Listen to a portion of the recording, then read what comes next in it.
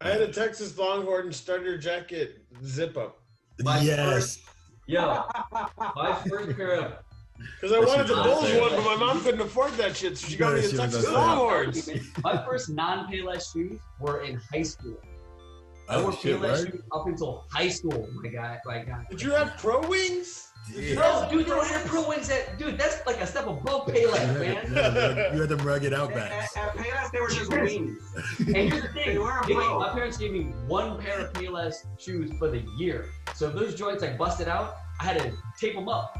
Yeah, you was out here Flintstoning. My only pair of basketball player shoes was I got a pair of Hakeem the Dream, Elijah Wan the Dreams, made by Spalding.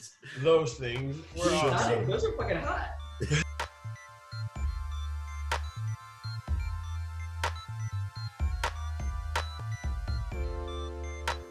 All right, man. I'm excited for this one. I have a lot of material for this pod, Chuy. Oh, hey, can y'all hear me good? Because I'm switching the headset so that I'm not yelling. Because I realize that when it's in my computer, I tend to yell. How do I adjust the meeting audio? Is there a way to do this shit? Am I quieter? Should I put my headset back on? No, you're good volume. All right. Sorry, quiet. Yeah. Just gotta turn up. No, my thing is not that y'all are loud enough. It's that I start yelling. Yeah. Because I'm like, the microphone's really far away from me. I better start yelling. Yeah. I did that shit on purpose. I also just start yelling because I get heated about the shit I'm trying to say. Yeah. Wait. That's mostly my problem. Oh, I got my notes. Let me get my notes real quick. Oh, man, I'm telling you, Chuy. I got a lot of notes about this shit. I don't have notes. I had to watch them one at a time over the past 3 nights. Am I frozen? Yeah, no, I didn't watch them all at once. I watched the first one, and then I watched, I think the second two in a row. Okay. Watched all 3 in a row, and I think it just, all right, given the fact that they came out years apart, helped. Watching them back to back makes them worse. I would imagine that. I get tired of. I would have gotten tired of that universe. I'd have been like, the Nebuchadnezzar has to smell like shit the whole time. It smells like. Yeah. All right. I thought about that too. I was like, they all smell like ass. Everybody must smell like fucking stank, and then like the overwhelming like BO at a 90, and then like patchouli and like frankincense. But I get that. I agree with you all. But you got to remember this: the same way that motherfuckers that wear too much cologne can't smell that shit. I feel like none of those motherfuckers even notice that shit. That's the baseline. That's the baseline. That's their baseline. It's like the folks in Walking Dead. They're just used to the smell of rotting flesh everywhere they go. It's so like piss in New York. I just popped into that universe, I'd be like, this is disgusting. But to them, they're like, this is Tuesday. Like, you leave New York and you're like, oh, that's what every place else smells like. Yeah, I feel like, oh, that's the sixth. You come back. I just transferred to the A. Like we're good. So, I have other problems with the Nebuchadnezzar and outside of smell. All right, let's go. Yeah, all right, okay. So, let's start this thing then in earnest. Some sort of a weird intro, and then we'll go from there. Yeah. So, I picked The Matrix after originally picking John Wick because The Matrix is my favorite movie trilogy of all of the movie trilogies that there are, personally.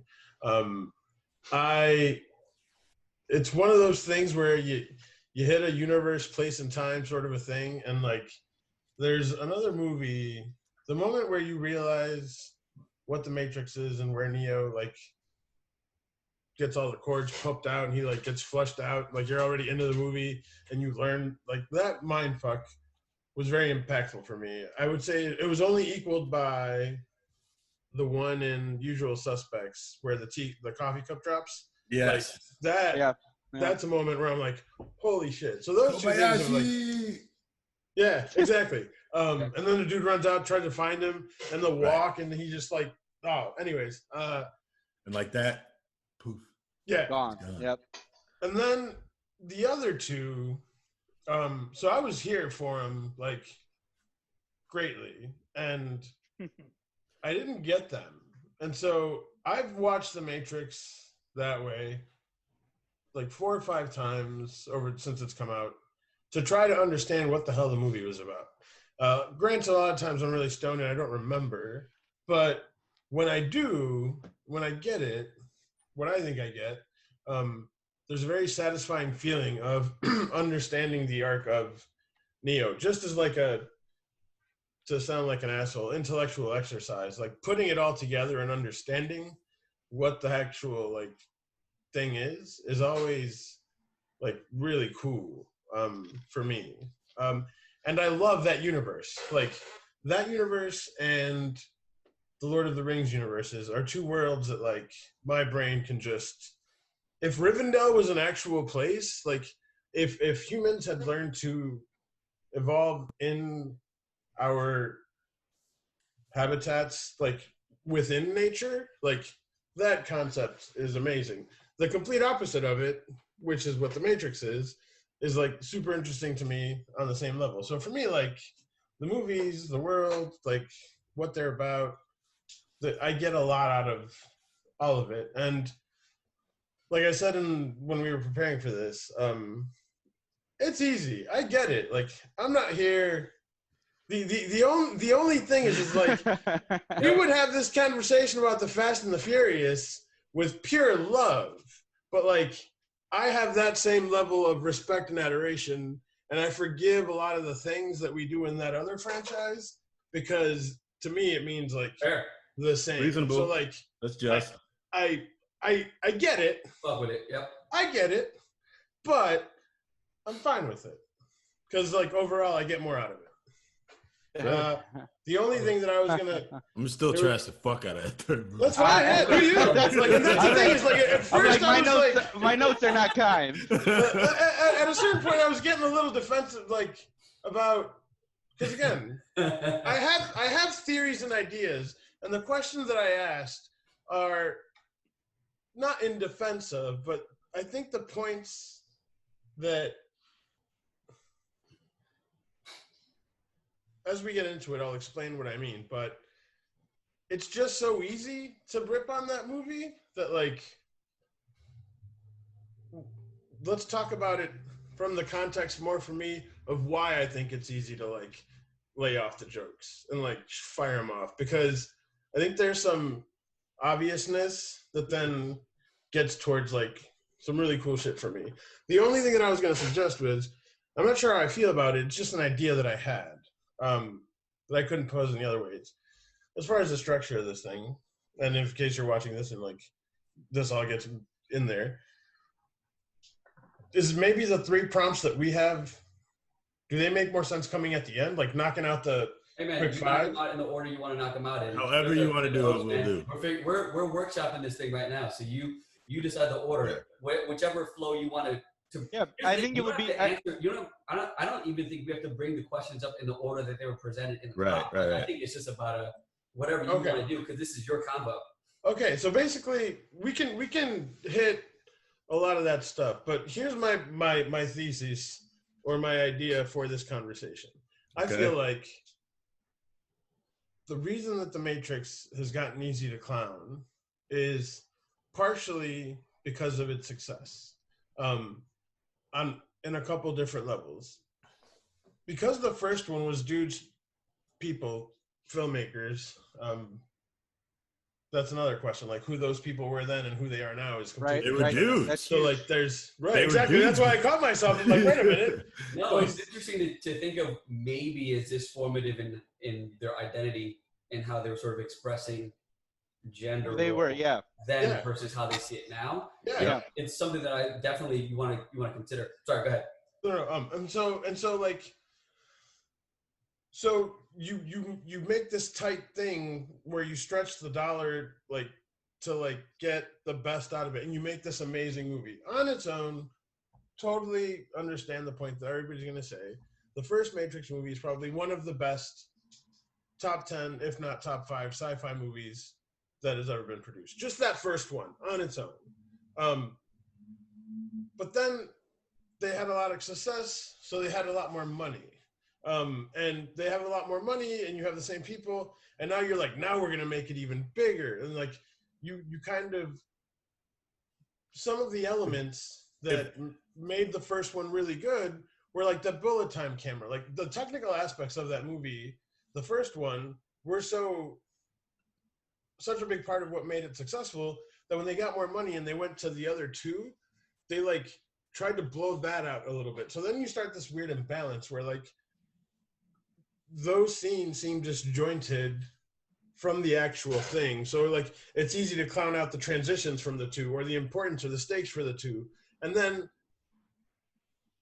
to look at it as a whole thing by itself, and then when you add it and they're shown up against the other ones, like then they like reflect even worsely on themselves.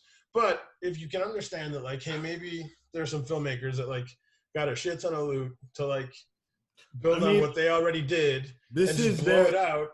This is like, their The Happening. Yeah. Right? Like it's the Shyamalan problem. It's exactly the Shyamalan problem. Right? Like, but wait, hold on. What I'll say is this, and a couple other things.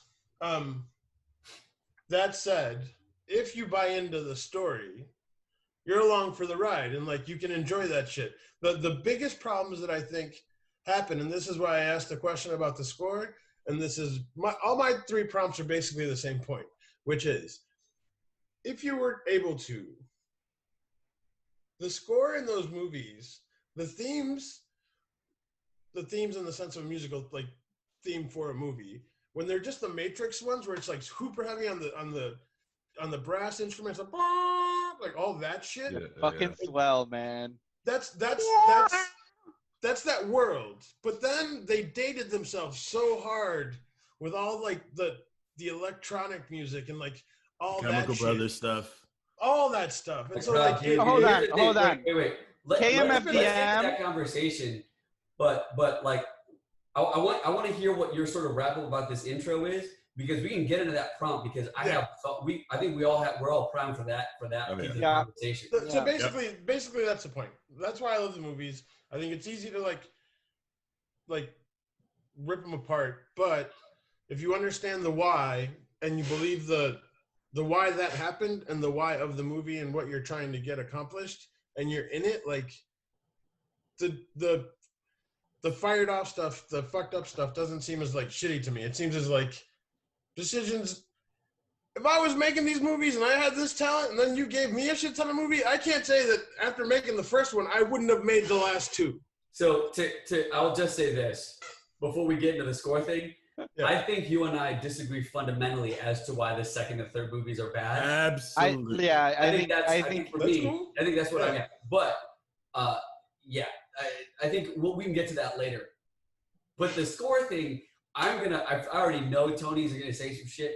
The score is, to me, perfect as is, right? Like the Don Davis score with the horns and the strings. Yes. I think it is purposefully discordant.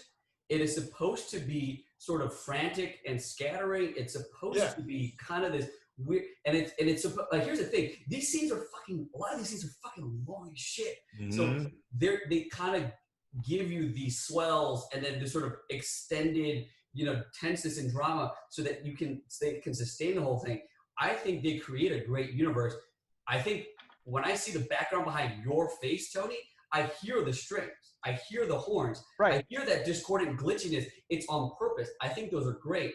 I think even beyond the score with the soundtrack, the whole sort of like dating itself thing, the sort of Rob Dugan stuff. I think the Aphex Twins, not Aphex, KMFDM, baby. KMFDM stuff. I think that stuff fits perfectly because that informs that sort of cyberpunk universe that they were creating at the time. It was. I don't think there's anything dated. I listened to it and I was like, these guys were into this shit. This makes perfect sense. I don't think I would have changed anything with the score, because I think the score is on point. I think throughout all three films, I think that's one of the strong ones that drives all the way through. While I agree with everything except for the soundtrack stuff, just because I feel like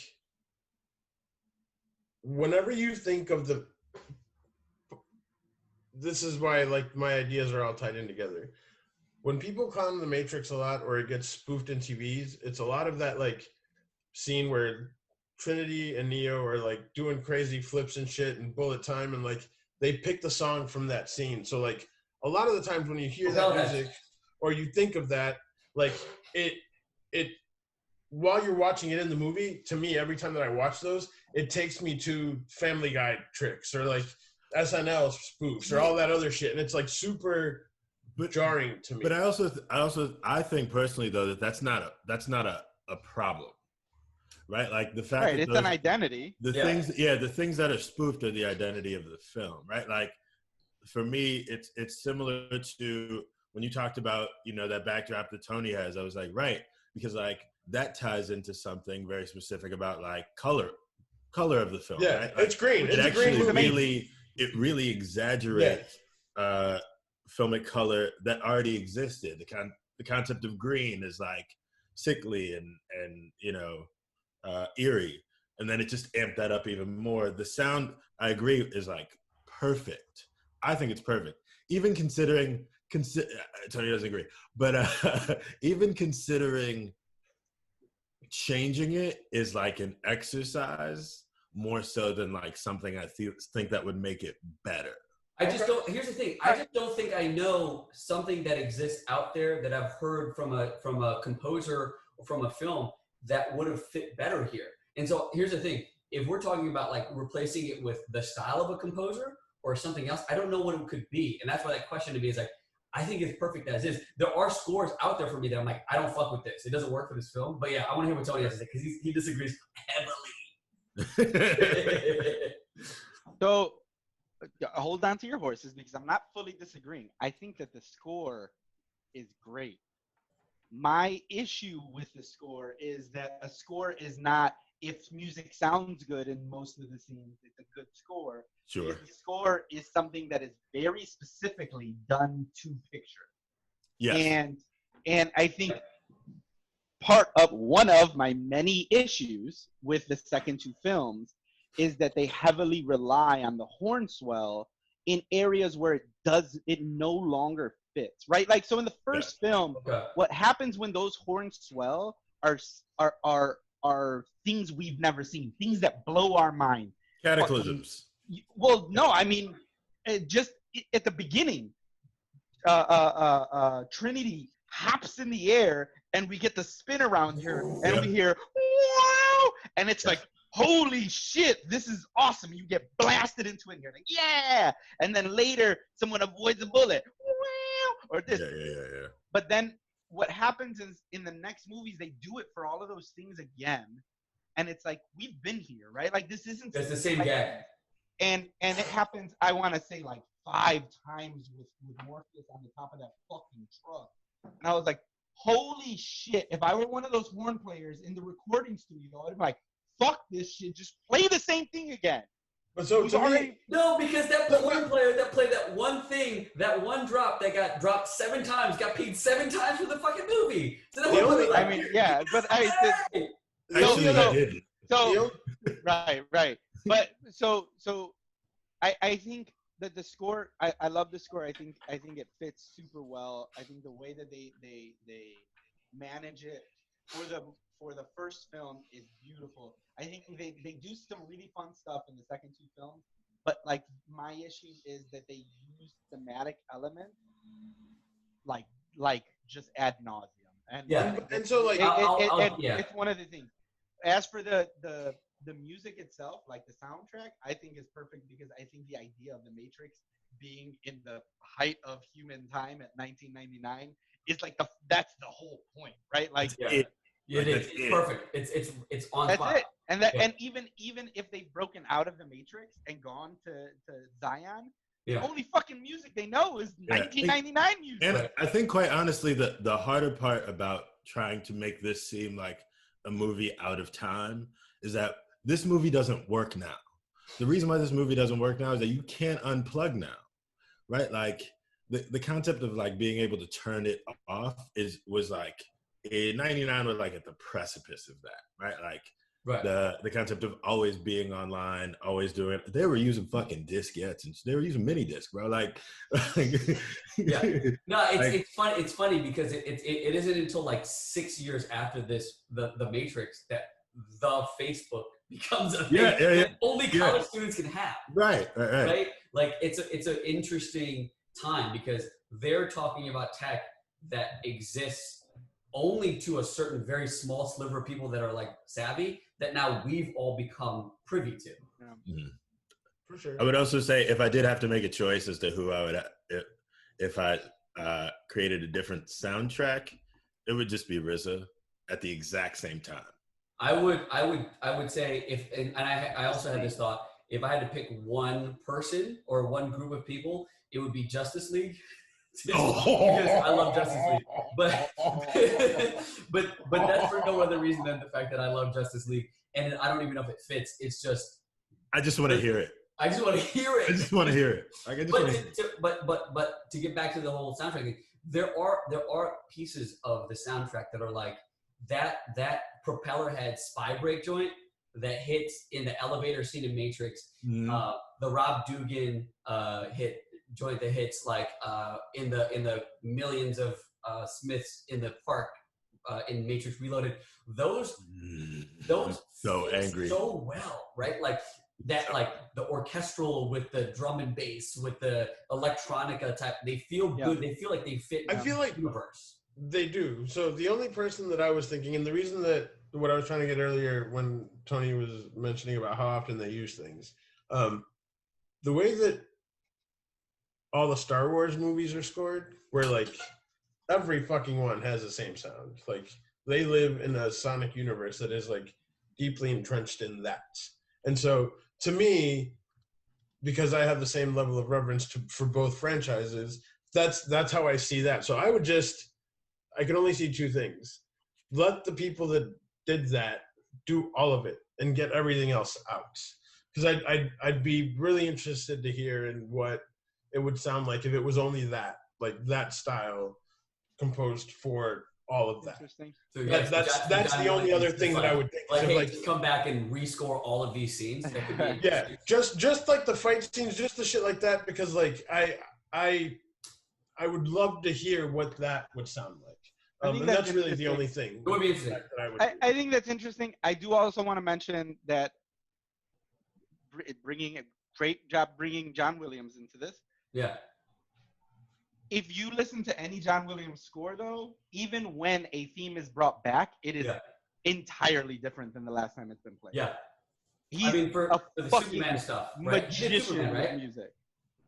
In everything. Like, you'll hear the theme, right? Like, you hear the main motif, but there is so much other shit going on based on whatever's happening on screen, right? Like, that's the thing, right? Adjust it to what's happening on screen. Right. Don't just do it because it means something. Also, to note, to be fair, the person who's been accredited to composing the score of these films is Don Davis, and he's actually listed as a producer of the score and not necessarily the composer. Right. So it's like, right. So, which, I mean, makes sense with the way that the films were made, right? Yeah. Like, no, I mean, I think they go back to the themes thing too hard. I think, and I agree with you. I would say that the themes, like that discordant. It's just that one motif, man. The horns, like that's great. Fucking. But horns. I will say, when that shit hits, and then Rob Dugan, whatever the fuck the name of the song is, where the Agent Smiths walk out with like the boom, boom, like that shit. That was like a perfect like chord for chord transition. I was like, man, if he DJ'd that, that was a nice transition. I would have been like, yeah, well done, mixer, whoever sound editor, whatever guy. So we got the music thing. Let's go back to very simple, not really relating to the movies for a second. But I feel like anytime you have a discussion about the Matrix, whether you're drunk at a party or talking about it with someone, you have to have the red pill, blue pill thing. So like. And I think that's also one of the reasons why the movie sometimes gets some flack is because it gets talked about so much that and it's like, all right, we get it. I have a question for you. What kind of parties are you going to where you're getting red pill, blue pill questions? Yeah, Or questions. I'm literally not fielding a single Matrix question in about 10 years. That's 10 years. Try 20. That was Chuy's last party. Probably that apartment on Broadway. There was a bunch of weird people that went through there. Remember the people that live next door? Yeah, but like also that was like what 12 years ago? Yeah. So I'm saying like it's the only thing like that you really pull from. Like you gotta have the red pill blue pill conversation. All right, red pill, blue pill. Tell him. Blue pill. Fuck that, man. Blue pill. I don't want none of that bullshit. As a dude who lives, I live a red pill life, and I wish I could take a blue pill. Blue pill, motherfucker. I'm telling you. Here's the thing. The greatest thing about this, Chuy, what's your answer, first of all? It changes on the day. Like, I don't know, man. Right now, I definitely, the way that the life has been for me the last 6 weeks, I don't think the Matrix is that bad, dude. I can handle it. I'm telling you, man. First of all. Hey. Oh, I got something for this. Yes. I know. That's exactly what I was gonna fucking say. I know this steak is not real. I know that these are just a computer program telling me that this steak is delicious. But after 9 years, you know what I realized? Ignorance is bliss. And then the heart plays. I would actually say it links to my favorite quote as well, which is, "It is inevitable." Like, that's my favorite quote in the entire trilogy. That's a whack quote.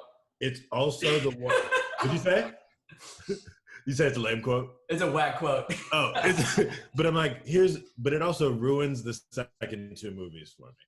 Part of the thing about like the blue pill is like, once you take the red pill, the thing you learn at the end is that it's fucking inevitable anyway.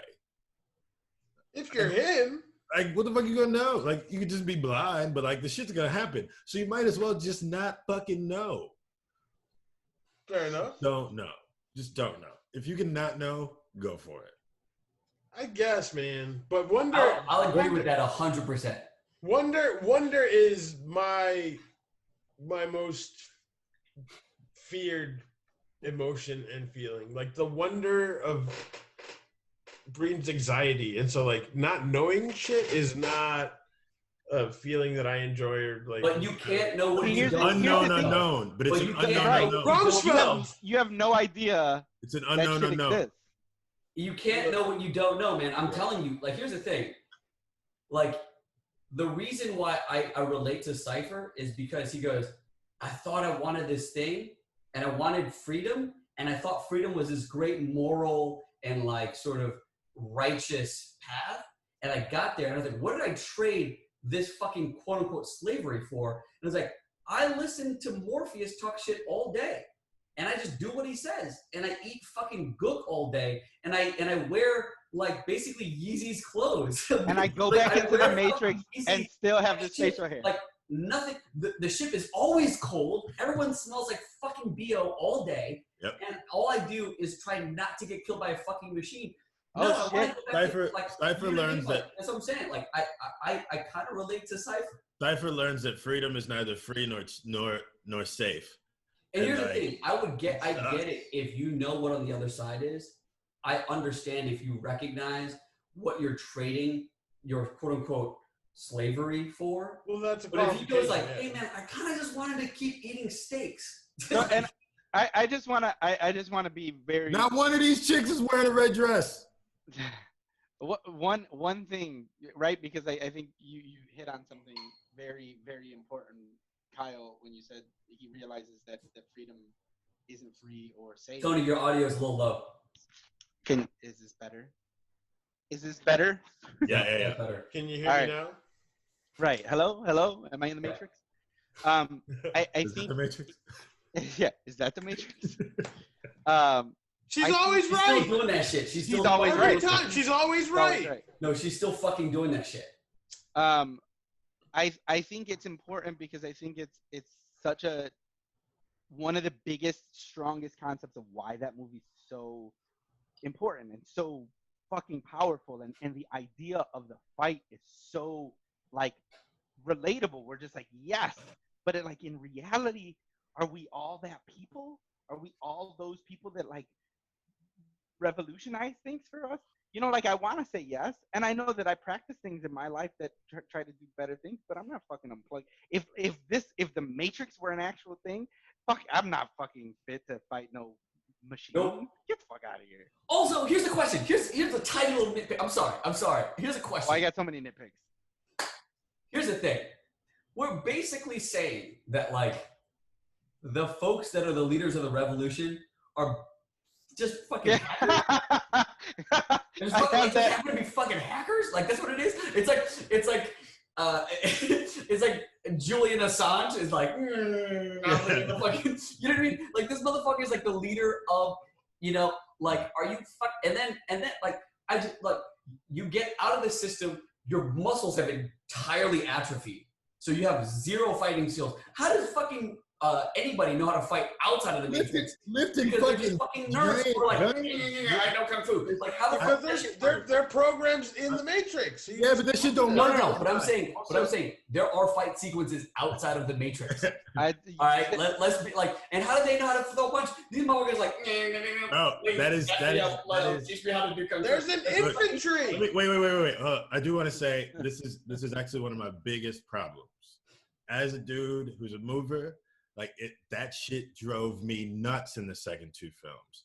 I was like, yo, none of you are able to do shit. You spend your time basically in stasis, right? Like, and yeah, in the Matrix, you got all these things programming all this shit into you. Look, I live in New York City. All these fucking women out here think they're fucking brave while living off their daddy's dime, right? Like throwing a punch, knowing how to fight, knowing how to resist is not a thing that most people know how to do. So people aren't built like that. So I'll say this. Like when they're in the Matrix though, then you get the 10-year-old motherfucking like Call of Duty kid that's never thrown a punch in his whole life, who just knows all the timing and all of the fucking like the mechanics. Right, but when they're out of the Matrix, he's eating your fucking lunch in the Matrix. Yes, he's doing what people do in Grand Theft Auto. Right. And here's the big thing, yeah, right? But like the thing is, when you're in the Matrix, that shit is randomly driving into people because the other thing. So I just want to be very specific about my note, which was I think it's funny that someone being a hacker makes them sensitive to the Matrix. That gets expanded later. But yes. I think the key thing is yes, when they're in the Matrix, fuck yeah, like. That makes sense that if they start learning the programs, they can fucking rock shit out.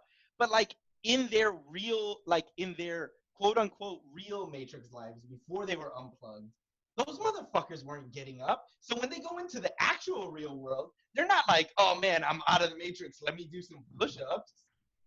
That's what I'm saying. Like Bane fights Neo, and Neo, who literally is only the one in the Matrix, until he's able to, like, I guess, kill machines outside of the Matrix. He's always been the one. No, but I'm saying, like Trinity apparently is a hacker who's lived on a ship eating fucking book for the last 10 years, and she knows how to, like, get into hand-to-hand combat with fucking Bane. And, like, what are you talking about? Like, hey, bro, they have an army. That gunk has all, like, the gunk has all the nutrients that you need. That's and amino acids. That's some limit. What about the amino acids? That's like limitless shit. I'm sorry. Yeah, Dozer told me that. Dozer told me that. I'm sorry. My bad. R.I.P. Okay. Let's get to some of the prompts. Pick them. Pull them up. And that's your job. That's your job, man. You're the show, bro. Pick them. Pull them up. Hey, what you thought, bro? Who are you talking to? Okay. I got it. Recast one major role. Oh, I got two. Go ahead. Recast one major role. I've got the first one. This is for you, Chuy. I want to recast Trinity because what are the characteristics that we've recognized of Trinity? Physically incredibly capable of hand-to-hand combat, right? Yep. Very durable. Can withstand a lot of pain and punishment. Which is true of most women in action movies, right? No, wait. It gets better. She's willing to die, like ready to die for the cause, and then also for her love. And I was thinking about who else exhibited these exact characteristics, and I was thinking it was Letty from Fast and Furious. I think I want to recast Trinity with Michelle because she's basically playing Letty. Signing off. I'm signing off. All right, wait. No, so here's my real one. So Morpheus needs to be recast. Okay. Oldman was offered, Sam Jackson was offered, Val Kilmer was rumored to have been part of the process. Jet Li is the guy that has to do it. Happy birthday. Today's his birthday. Happy birthday, Jet Li. Jet Li, one, turned down the role of Seraph because he was like, I don't think a movie this large needs my name. The Will Smith defense. That was his nice way of saying that role's too small for me. Yeah. One, he is the only person who exists currently in American film and Chinese film that could like convincingly teach anyone martial arts, not fucking Lawrence Fishburne. One. Two, they done stole martial arts from us and they gave it to a bunch of non-Asian people, except for one guy who speaks with an accent with tiny glasses. Yep. Yeah, Sarah sounds best. Yeah, and then the third thing is, I think there's something about Jet Li as a performer, as an actor, where he has such a range. He does like intense, like suffering and depravity, like from Danny the Dog, right? He does like playful, light, like Wang Shudao, like he like in the movie with Jack Ma. He does like this knowledgeable gravitas, like Shaolin master once upon a time. One of the few like martial arts. All these things, right? He has all the things that Morpheus is supposed to be. This zealot, this sort of, he believes in what he believes in. He's like unwavering, like faith in Neo, in the Oracle, right? And then the best thing about it is like, I think his natural accent gives you a little gravitas because Morpheus doesn't say a ton. His dialogue is also like always really sort of cryptic and minimal, right? Like he says things like, you're saying I can dodge bullets. Like, no, Neo. I'm saying you don't have to, right? Like shit like that. Where like if you have a little bit of like a tiny guy with these fucking glasses on. Oh, I'm sorry, I have something for this. My bad. And he looks like this. You know what I mean? And he's like, I'm telling you, like, and he's this totally fucking like laser focused guy, right? And like I love that he would give certain like lines. Like there's a line where he's like in that first battle scene when he's like fighting Neo, and he's like, "Is that air? Is that air you think you're breathing in?" Like that's the face of the guy that would say that, right? Yeah, that's a good recast. I like that. And the thing is, I will say this: Fishburne is a fucking hotep as Morpheus. He says a bunch of hotep ass shit. Like he ends up being this like sort of like weird dude who says he's always ignoring like common sense. He's a nerd. No, it's not even that. He's absolutely ignoring all signs of like, hey, we shouldn't do this. Like, no, I have faith. I believe. He says shit that like, he gives that speech in Revolutions where, hold on, let me pull it up. He never listens. He ignores all the good advice. He goes against common sense because of hope. Like, that's why? Like, it doesn't make any fucking sense, right? He gives this speech in Reloaded when he's like in front of the people, and he basically was like the "Can you dig it" speech. But he's basically just saying, like, look in the third eye, like, have faith. Like, it's not a matter of hope. It's a matter of time. We are still here. Like, all this stuff. Like, Morpheus didn't need to be cool. Fishburne played him too cool. Morpheus needs to be this fucking zealot. And that's all I got. So that's my actual recast. I like that. Part of another reason, speaking of the hope stuff, is I was like, it feels like that speech in particular and one silver lining to the second film, not that there was only one, but like was Harry Lennox, because Harry Lennox felt like the black dude to counter that black dude, where it was like, hope, what the fuck are you talking about? That's crazy.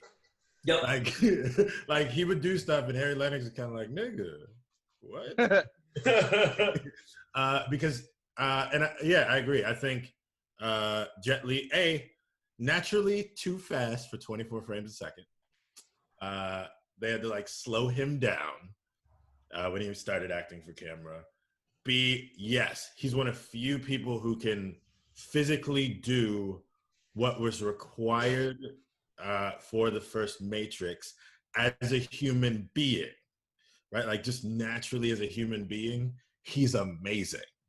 And that's like what the whole first Matrix does really well. And he would up that level. So if Neo bests him, you're like, this motherfucker has to be the one. Yeah. That guy was literally in the movie called The One. Yeah. Yes, he was. Are you just agreeing with his points, or are you? What's your recast? My recast is actually shifting Cornel West to the architect. Cornel West. Oh, okay. Cornel. Didn't West as a counselor. Goddamn. Yeah, I agree. Because I think like, though I hated the architect the first time I saw those movies. I just still hate him now. Like I just find it so boring. Like there's no reason to talk that long. Yeah. Right? Like, but I think of all of the speeches I've heard of Cornel West and the way he kind of spins things, I kind of wanted them to just be like, yo, dude, here's the gist. Connect the dots. And then let Cornel West go. But they wouldn't do that because they discovered a thesaurus. And they were like, your path has led you inexorably and inevitably to me. I'm like, you could have just said fucking none of that. That's what I'm saying. Like, just you could have been like, let Cornel West do welcome. It. Like, just let Cornel West do it. Fucking here. The language that he has, instead of like, finding like the $15 word for everything. And I'm like, dude, I get it, bro. Like, I know what Kyle's doing. He's making the mother and the father of the Matrix a black couple. Yeah. Like whether consciously or subconsciously, that's always what I mean. But no, that would be my choice. I would also this isn't a recast, but I would bring the first Oracle back. I love Mary Alice. He was great. I love Mary Alice as an actor. I've always loved her in life. I think she didn't do what she normally does as an actor as the Oracle in the third film. So like she's so charming and charismatic, and they put her in it, and she didn't do it. The other one was perfect. She died of lung cancer before the last film. Yeah. Which is why she wasn't in it. Yeah. Because she was smoking fucking cigarettes as the Oracle. That shit was real. Every take. So everything you're saying, Kyle, and like Vin, I love that recast of Jet Li, but Kyle, you're saying with the architect and Cornel West. Mine, as much as I love Harry Lennox, I think I would recast Harry Lennox with someone like Denzel, who somebody was a little bit more. Well, here's the thing. My issue, my number one issue with the second two movies is that there is no charisma. Like you could give less of a fuck about anyone. Nope. It's everyone going through the motions to get to the next part. Yep. And there's like one part. I didn't even write it down because I was so surprised. Where Keanu Reeves says something. It's in the last one, Revolution, and he says something snarky in response, and I'm like, oh my, that's it, right? Like, be a human, because no one's ever a fucking human. That and shit doesn't exist, man. Not in the second birth. And I think that was the problem with the character of the general, was that he was only a foil for Morpheus, and there was no chance he was instead of being right, because here's the thing, that character is the heart of humanity. He is the last hope for humanity to survive, and we don't want him to be right. They just shat on Obama. Well, he was so good. Did you say who you would recast him with? Denzel. I like Denzel. I think Denzel could bring the force of his strength, because I think he did the strength part really well. But I think Denzel could really do the light charisma that, like, even when forceful, he can make everybody agree with him. You're not a general because people don't agree with the way that you do things. I'm with you. And like at no point, and I mean, like, it has to do with, like, right, my number one concern or complaint, which is the charisma. And that's like, they don't even let the characters have that, right? Like no one, everybody's like, oh, you want to do it this way, but Morpheus. Well, and so, you're like, what? I agree with you, because what happens with Harry Lennox is he's just that fucking square. He's just angry. That everyone goes like, yeah, whatever, tight ass. Like, what were they doing before this happened? Like that. Right, they were not listening to him. I might have to pay attention to something. Right, like, because forever prior to this, they were listening to him, and then all of a sudden they're like, things have changed. They're like, Morpheus is back. Jet Li is back to tell us how to live our lives. Mm-hmm. It does. The way that they play him doesn't make much sense to like how Nairobi ever got with him at all. You're like, why? Right. What is this guy? She's such a wild card and fine as fuck to be like with a square. Think about how fucking wild that swing is, though. If all of a sudden Morpheus is Jet Li and Harry Lennox's character, fucking General, Denzel. whatever, is Denzel. Because then you're like, oh, I get why she was Zell. Like, I get it. I get it. Like, but then this motherfucker comes back like right here, and he's just like, there's no bullshit. Like, and she's like, oh shit, like this like you know, straight up. I get it. If you swing it from Jet Li to Zell versus Harry Lennox and Morpheus, all of a sudden, like you're like. I like how you call Lawrence Fishburne Morpheus. Was that? I like how you didn't refer to Lawrence Fishburne as Lawrence Fishburne. You refer to him as Morpheus. Yeah, no, I think that works. And I think an additional thing is that, like, if you got, because look, I think Jet Li is like a sexy man, but he's not a dude you're gonna consider, right? Like, he's a little dude. He's a little tiny guy, right? But Aaliyah never gave him a chance at Romeo. But if you're in his presence, he's the dude. He could be the dude, right? Like, he's not like the dude you're gonna like just draw off the list. But if you meet him, you're like, he's charming. He's got that like kind of brooding, mysterious thing, really skilled, elegant as fuck. So like, I could totally see why she would fall for him. And I could totally see when he's gone, she's like, I'm gonna get this big, handsome fucking training day. Zell's that dude. I'm gonna get I'm saying. So let me get the one that I would do, and then let's move on to a couple other ones. I would have also recast the architect with Ian McShane. I think that that would have been fucking dope. That'd be great. Like him, you basically do the same thing as Cornell, though. You'd be like, "This is what you're trying to do. Go get fucking jizz all over this outline." I think and, like, maybe stand up and walk. I don't know. Do you want some grapes?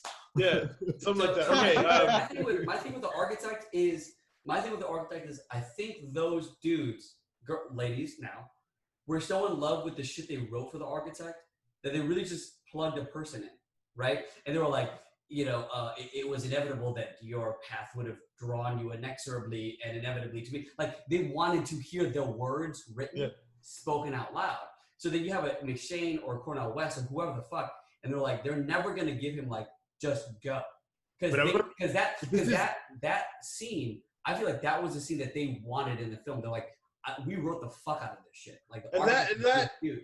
To me, I love McShane because of the things that he does. Like, he calls John Wick Jonathan the whole time. Like, things like that. He would have been like, Thomas. He would have called him Thomas. Yeah. He would have found a way to like. He would have been like Thomas. And that would have been perfect. He's always doing something. Yeah. Right. Like, as an actor, Ian McShane is always doing something. Like, I want somebody in there who's always doing something. I also think, like, if we're talking about character in this trilogy, it is the greatest increasing flaw. After one, the greatest flaw in these movies for me is that the characters stop mattering. It becomes an actual machine. They become fodder. No, it becomes its own villain, right? Like, the thing that works so well is that everybody's framed really succinctly by who they are in the first. And then they just blow it up. So that thing that the architect is doing is exactly that. They really wanted this thing in the machine, and now we got to labor through this like long, kind of pseudo villainous exposition at the end of a fucking movie. I will say that it brought me my favorite quote of the whole film. What'd you say? I will say that it brought me my favorite quote of the whole film, but we can get to that later. Yeah. So it's interesting to hear you guys talk about, again, like I explained before, about I really love that architect scene. For me, the first time that I watched these movies was very like.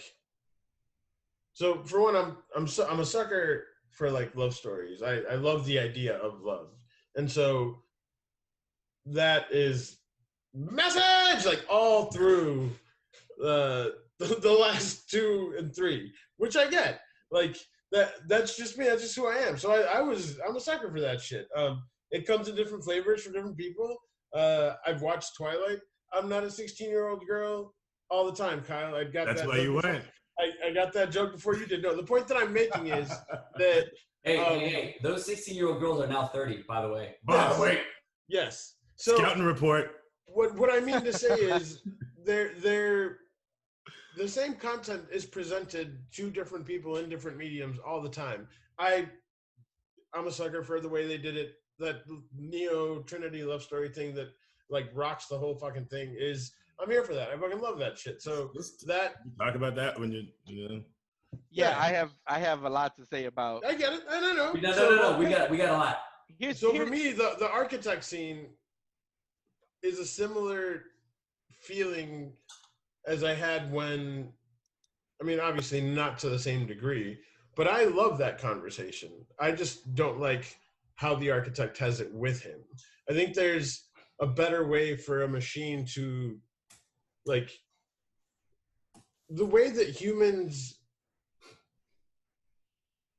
personify God and like he's a man, and if God said this and God said that, like I think that's the problem with the architect. Like they made him into what you would think a machine man representation of himself would be. Some like erudite, all white, just speaking very monochromatically with big words, sort of like, so it doesn't have the impact that it should.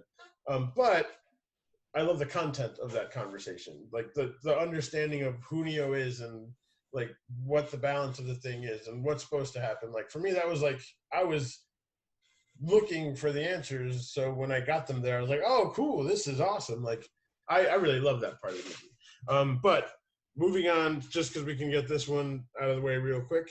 And I'm sorry, before we move on, I just want to say, can I just read the lines? I'm sorry, Tony, go ahead.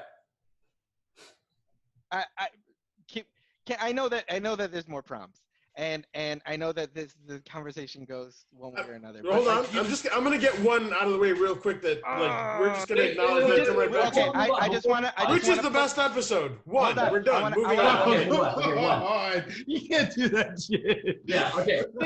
After what you guys have said for the past however long this has been, there's no way I'm gonna buy any one of you not saying that one is the best episode. We don't need to say it because we've been saying it for the past 45 minutes. Right. So that was there, and we Okay, it's one. Yeah. So going back to the love story, and I get it. Love conquers all. Sure. Yeah. Whatever. I can deal with the mushy shit. Like I don't care. Yeah. It's all right. It's a little hand over fist. Like it's there. But here's the number one fucking question. Were Neo and Trinity on two different Nebuchadnezzars? Like, why did they become teenagers when they got to Zion? Why did they have to like start making out like crazy on? They're like, did they not? They were sleeping together. They don't want everybody smelling that sex too much. The door's closed. Like, are you kidding me, bro? Like they were sleeping in the same bed. I'm with it. But you're on the ship. Everybody be walking by like, you can't fraternize. First of all, I never once saw a toilet on the Nebuchadnezzar. Not once. That's so maybe they're just sitting in their fucking rooms. That's one. Secondly, that sounds like sex. You shouldn't shower. You shouldn't shower. Can I just go? How did like they Sylvester learn Stallone? to build those ships with those guns? How did they know those guns were going to The architect.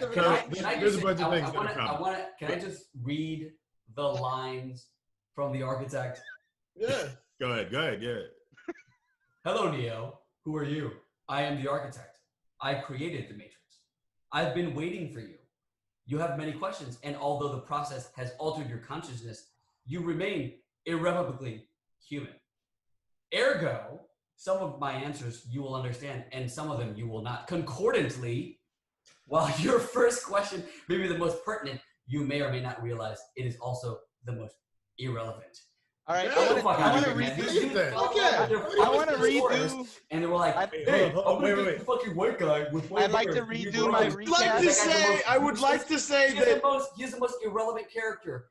I would like to say that I feel that Vin is projecting the hatred that he has received in many a meeting where that guy's actually had to talk to him about some shit. And he's taking that rage and he's bringing it to my movie. I tell you, sir, it's not the architect's fault that you gotta listen to a bunch of old boring white guys sound smarter than they are. I felt like I will say that your life is the sum of a remainder of an unbalanced equation inherent to the programming of the Matrix. You are an eventuality of an anomaly, which is we're gonna run that up the flagpole and see Hold up. Run the numbers. Hold up. Part of it is I felt like I was back at grad school. I was like, nigga, get to the point. But I think with regards to the love story, I don't think it's an actual love story, and I'm okay with it. Okay. Here's why. There is absolutely no chance that Trinity is going to partner with anybody else. Right? Like, she is not. Well, do you know why there's no chance? She got impaled by 3 different. There's more, actually. There's one down by your leg. But like, even there is also one down by your leg. Like, you never really see them like connect or chat or talk deeply before they like fall in love. They get the fucking behind you, and then one on the other side. Like, so to me, like, but to me, that's kind of how the world kind of works, right? Like pairs with like. So I wasn't mad at them being together. It just never felt like a love story. It just felt like a logistics story. I was like, of course they're gonna hook up. The hottest chick. Do you know what I mean? Like, but that's my new favorite fucking thing, a logistic story. This is a cute logistic story. You fit. The logistic story was, we need Neo to die in this first film, and then we need a device to keep him alive. That's what the logistics was. You can't die because I love you? Exactly. What code is that? It was the fucking device in the first film to keep Thomas and Anderson alive. You can't even say that to me in a computer program. Like, I'd be like, what? Like, what the fuck are you talking about? Like, you can't die because I love you. Like, watch me fucking die real fast. I'm out. First of all, hold on. I got you. Yeah. First of all, check this out. I'm internally bleeding right now. Like, get the fuck out of here. Watch this. All right, here we go. What we got next, Chuy? The most important character throughout the entire series. I mean, it's Smith. Yeah. Agreed. I'm with Agent Smith. No question. But the hardest issue, and this is actually the reason why I hate the second two films the most, is that they took the most important character in the entire narrative and broke him into an infinite number of pieces, which means the character's no longer important. Now, you took Shredder and made him a foot soldier, right? Like, why is he the most important? No, disagree. I'll disagree. We talk about this. Yeah, go ahead. To me, he's the most important purely because his understanding of both. The growing of his understanding in the second, or I guess at the end of the first film, technically, is what creates the need for humans to work with machine, and then ostensibly he creates the inevitability of the story, right? Like, so it calls into question a bunch of other things, but he is the biggest threat because he's not bound by the same things that humans are bound to. I will say this: Agent Smith is the one, and it's not Neo. I agreed. So here's the thing: the anomaly. He's the anomaly. I think that's the one. He's the one. He's the one. Here's the three things that Morpheus says about the one are: one, he was born in the Matrix. Neo was not born in the Matrix. He was born outside, and he was plugged into the Matrix. So that's one. Two, he's able to manipulate the code, which Neo was not able to do other than himself. Smith actually changed the entire Matrix himself. And three, he brought the destruction because when he beat Neo, the Matrix collapsed. So he's the one. And to your point, Kyle, like Smith is the one And I don't agree with your point about he's been relegated to a foot soldier, but we watched his foot soldier journey while we fucking followed Neo as he like monochromatically discovered that he was supposed to basically die for the one to fulfill his prophecy. But if you're talking about the most important character, like it's Smith, because Smith is the one. Here's what. Sorry, Tony. I'm totally let you go. Here's what I don't mean. He was relegated to a foot soldier in his power, right? Like because it's obviously just copies of him, but because it is copies of him, he doesn't contain the same gravitas that a solo villain contains, right? Like that consciousness is split over millions and millions of people on screen. So to the storytelling, he doesn't pop the way Smith does in the first one. In the second one, it's a bigger. Disagree. Purely because I'm not watching Hugo Weaving, the brilliant actor that he is, chew up scenery by himself. In fact, the coolest agent in 2 to me is Agent Johnson. By the way, do you know the names of the agents in the 3 films? What's up? Do you know just real quick, do you know the names of the agents in the 3 films? Agent Smith, Jones, and Brown. And Johnson. Johnson's the one that Johnson, fights. Jackson, and Thompson, because Smith is no longer an agent. Right. Anyway, so I'm sorry, Tony, you got stuff to say. Chuy, you got stuff to say. So I agree that Smith is the most important character. I think his arc starts way before we even see, because his story in 1 is fascinating because of the way he deals with Morpheus. So good. Yes. He unplugs. Yeah. And it's shown to be something that's not normal, right? Like when the other agents so are like, he's what clearly, were you doing? and I call him the anomaly. He's the one, same shit. I think the reason I say anomaly is because everything in the Matrix keeps saying that there's an anomaly. Yeah. But no one acknowledges that it's not Neo, because it's happened. If it's happened 6 times, that's not an anomaly. That's a pattern. but they don't know that it's happened 6 times. No, the Matrix does. The Matrix knows. The Matrix does, but the Zion, none of the humans do. But the Matrix, right? But the Matrix, has, yeah, they're not. The Matrix isn't breaking down. No. The Matrix hasn't broken down 6 times in a row. That's not an anomaly. That's just something. That's a glitch. No, so like an anomaly. An anomaly is something that never happened. For me, it's the most important character. It's Neo and Smith, because they're the same character. They're like the way that Harry Potter and like Voldemort are part of the same thing in different like it's that sort of relationship with those two. But the problem is that Smith knows it, but Neo doesn't, because he hasn't caught up to him. And at the end, yeah. What's that? No, I agree. I've done it 6 times. Smith isn't Voldemort. Smith is Neville Longbottom. No, they're both Harry Potter. The fuck you guys. First of all, some of us here have never seen a single Harry Potter film, so fucking chill the fuck out. Put it on the list. Nope. I'm good. I'm fucking Gucci. That's your adventure. So basically, like the as I understand it, it's which gets to like, so the people have mantras, right? And like that they tell themselves when you have, like when you're love, leaf, whatever. Some of them have stupid. Some people have like, a thing that I like to think about when I'm going through the world is that the only thing that does not change is change, and the only thing that I can control is me. So the idea of choice is super fascinating to me, which is like a focal point. It's like the family of what these movies are. And so the anomaly is the fact that the computers can't write or predict or handle choice. So they know that regardless of what they do, because they have choice,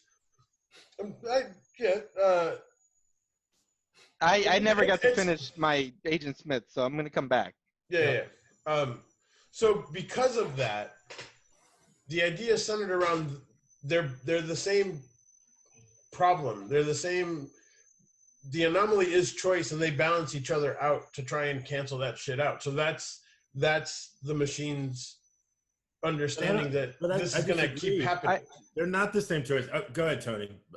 So a couple of things. So that's why for me that those are the two most important characters. I can't separate for sure. The reason I separate, and I could go back. The reason Smith is not only because he incites everything, but I think it's very important. Like, I hate the architect conversation mainly because if a computer is about being perfect, then he shouldn't be confusing everyone and ramble. Yeah, he should be efficient and exactly as clear as possible. Anyway, he talks about the Matrix happen or them going through 6 versions of Neo prior to, or 5. Agent Smith is aware of this. He's aware of it in the first film because he says we've done this before. Yeah. And it's a great moment. It's a great moment going back and watching that because you're like, fuck, he knows, right? So his hatred. Here's the thing: the whole idea of choice not being something that they're able to do is completely right. Like that's all changed in the second one, and because we learn about these programs that are living on the lam, like they weren't programmed to fucking escape into the Matrix. They decided to leave the machine world, have a fucking program baby, and stick it into a train station, which I don't even want to get into because fuck the train station. Fuck that. And that's the MacGuffin of storytelling device. All of that shit. All of it. That little girl. But fuck Sati and her fucking fuck all that. The idea that Smith and like I see you, Kyle, and I raised the foot soldier thing to like they didn't give him the chance, like exploring the real world, like going into the real world, like get the fuck out of here. That he would be like, I'm gonna come out and I'm just gonna kill Neo. No, he's out in the fucking real world. He escaped the fucking Matrix. Come on. I'm about to. I'll say this.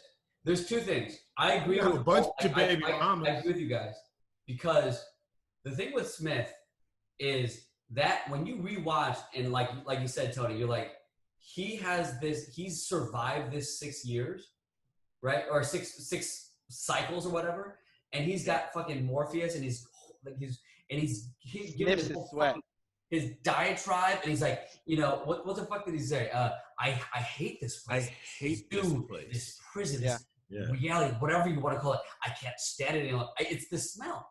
I feel it like all this stuff. He is so done with this place that he's searching for the person who can free him because all he wants to do is to be out of the fucking system.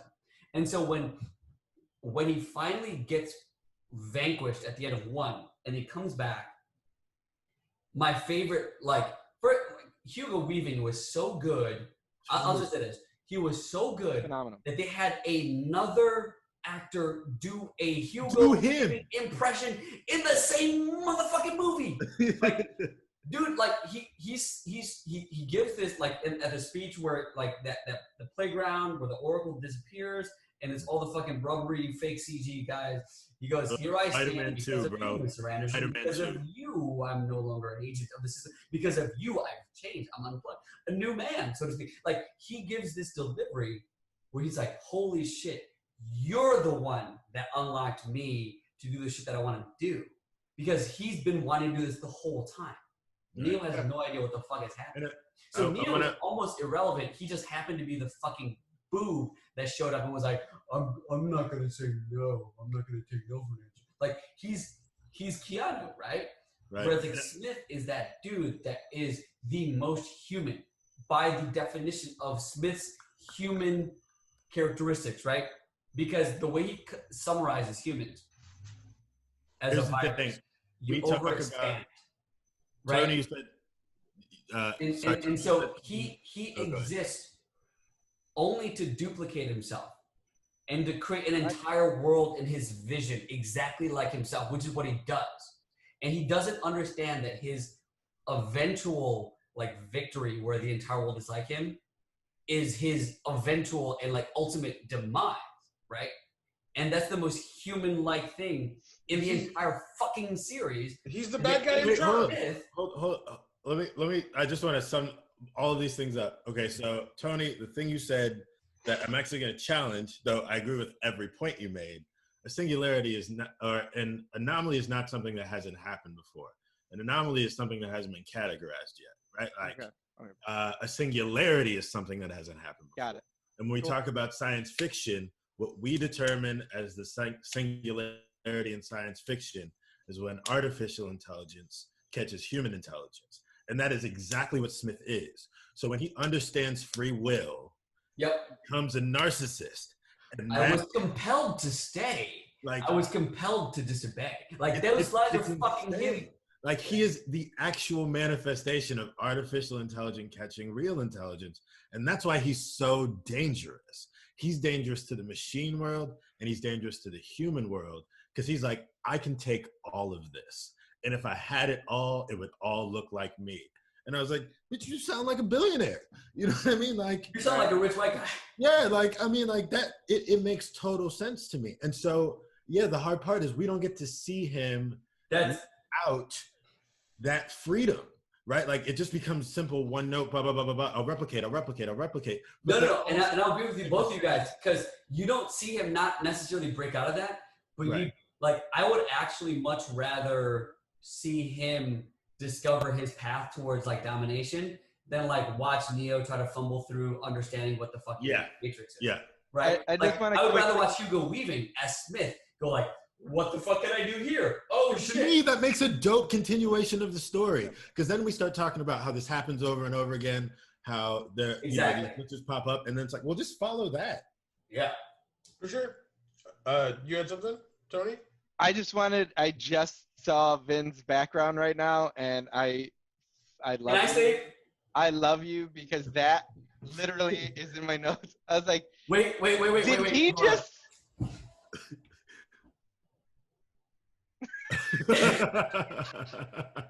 Like when he responds, did he say bomb? Did he say bomb? I was like, what in their minds as filmmakers like gave them the idea that would be a good line at this point in the film? First of all, there's more. There's way more, because I want to shout out two people in this film, by the way. 27 blocks. Harold Perrineau is great in this film. Yeah, he is. He is. But that's not Harold Perrineau. Shout out to Roy Jones Jr. for really dating this film, but also being one of the best. What's his name? What's his name? What the hell? First of all, this guy goes bomb. Did he say bomb? Bomb? Did he say bomb? And then he's like, you stupid motherfucker. Where do you think you are? What do you think you're doing? And he goes, no, 27. He's like, 27 blocks? Who is he related to? And, like, how did he get out? How did he get out of the Matrix? Like, who fucking let him out of the Matrix? I kind of wonder what, like, maybe who is this actor related to, like, that he needed to keep his 2 lines in the fucking film? Oh, well, no, but that's what I'm saying. If those lines were left in there, the editor and the directors were like, leave those lines in there. Now, either he's related to someone, or they were like, this is a good idea. It's going to insert some humor. And the thing is, like, it did not. This is not the place for it. Like, a guy who's on one of the top ships in the fucking Matrix is like, wait a minute, we can shoot things? We're using guns? I wanted Data to come and say, yeah, I said booby traps. Yes, oh my god! Oh my god! That shit made me die laughing. So, this motherfucker said bomb. Did he say bomb? And then he said 27 blocks. 27 blocks? Wait, I got something for that. Hold on. I'm so happy that you had that. I would have 100% forgot, because I'm not going through every line of my notes. 27 blocks? 27 blocks? Bomb? Did he say bomb? Oh, yeah. Who's this guy related to? Because here's the thing. When you have a spoken line in the movie, you get paid way more than when you don't have a spoken line. That's a huge pay bump. So this guy's related to somebody. Or his agent is fucking, like, I don't know, whoever the fuck. Anyway. Well, he could also get bumped on that day. They could have literally just written that in that day. Also, So they're just sitting off camera. I'll say this: this guy's my most important character in the whole thing. He's letting you know. So who is the best hang? The best hang? Yeah. Oh, Dozer. Oh, what the fuck is his name? Who'd you Dozer? say? Is it Dozer? Who's the young one? The young Tank. brother. Mouse? Tank. Why? I love it. Why? First of all, he's ride or die. Even when you think he's out, he's like, I'm coming back. And he's just got charisma. He's like the only dude consistently with charisma. Incredibly charismatic in the first film. Can I take a time out real quick just so that I can read my exact note and why I didn't hear 27 blocks because I was writing this? My note is, it's in quotes, did he say bomb? Unquote, face ass.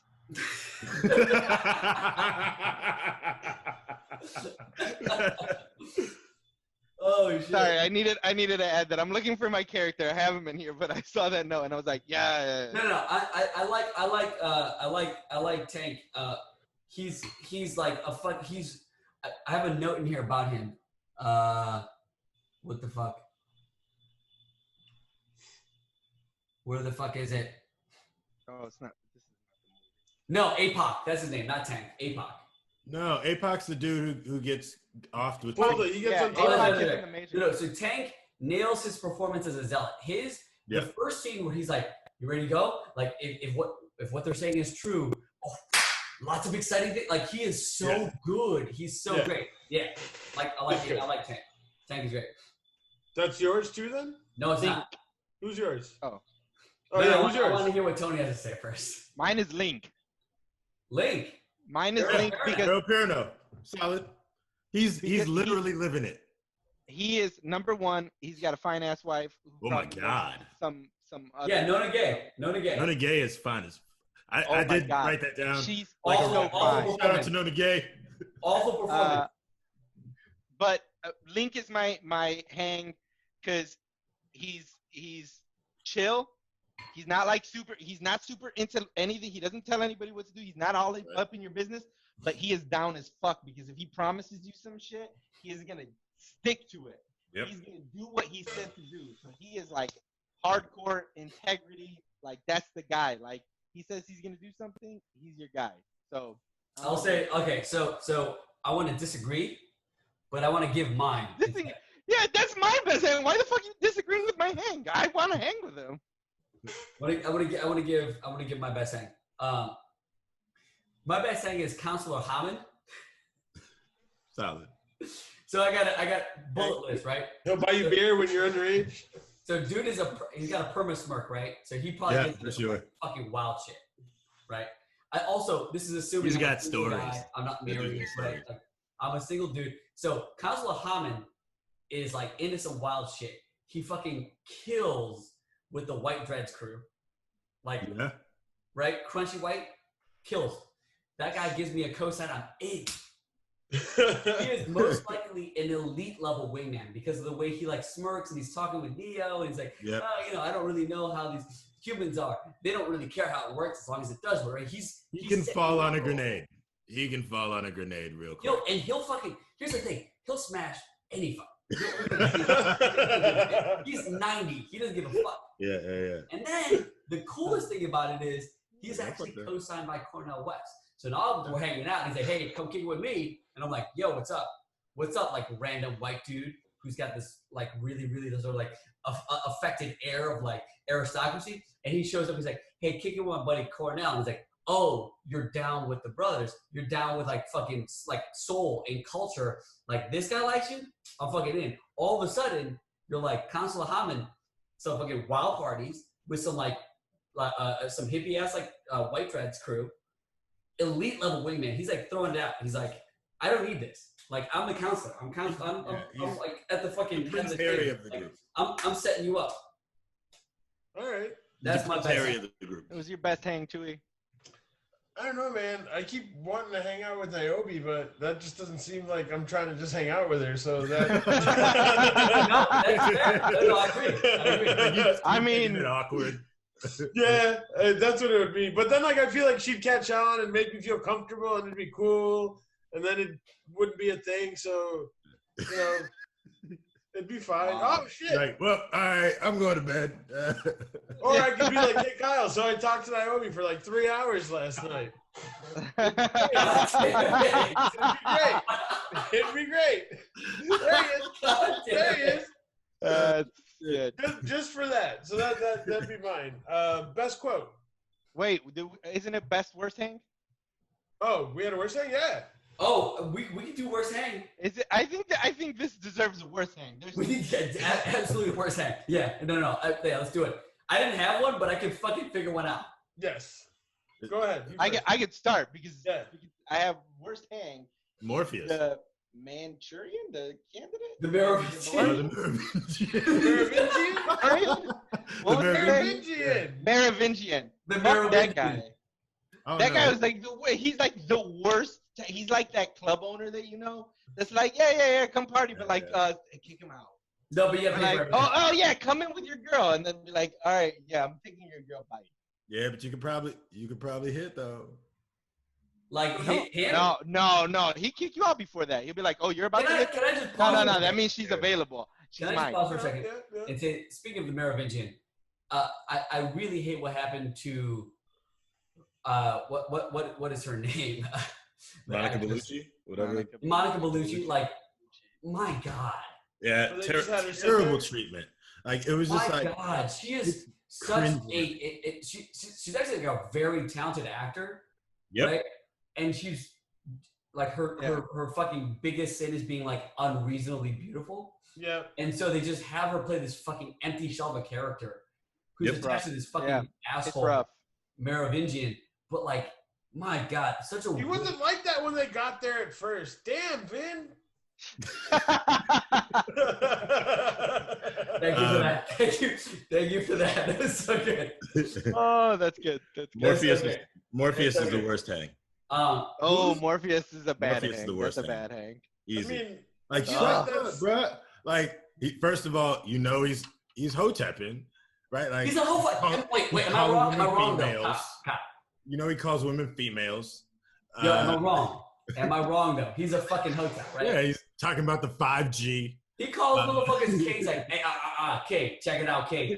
Listen, you gotta open your third eye, K. Hey, God, what's today's mathematics, God? This motherfucker's talking about Zion. What's today's mathematics? We're talking about Zion, King. This motherfucker's a goddamn hotel. He is the one. Bitch, I gotta clean toilets. Get away from me. He remind you about the ketchup issues that McDonald's had when you told them you were gonna go pick up a quarter pounder after work? He'd be like, oh, you know they didn't treat their farmers right when they made that ketchup in '99, right? You're like, God, yes.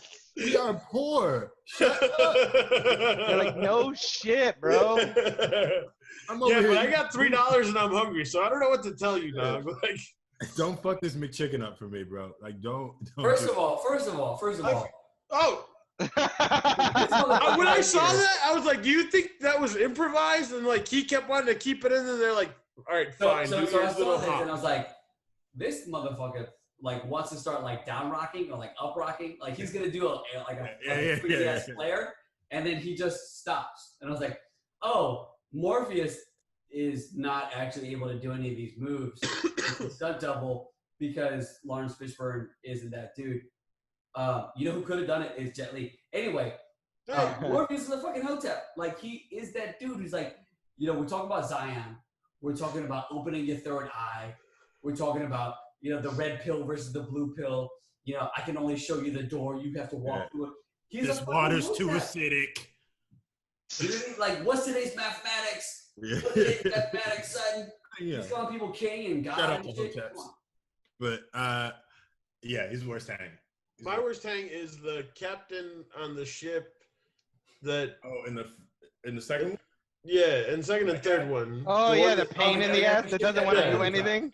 Because like you'd bring him by your friends after work because you're like, but he's the captain, so you got to bring him by because he's been divorced and he doesn't have anything to do. And he's like, he drank a little bit too much and like he finds a reason to not want to do anything. Everybody need to say something like casually racist that everybody like knows you can't call him out, but he's the captain, so you just gotta kind of like Be like, oh yeah.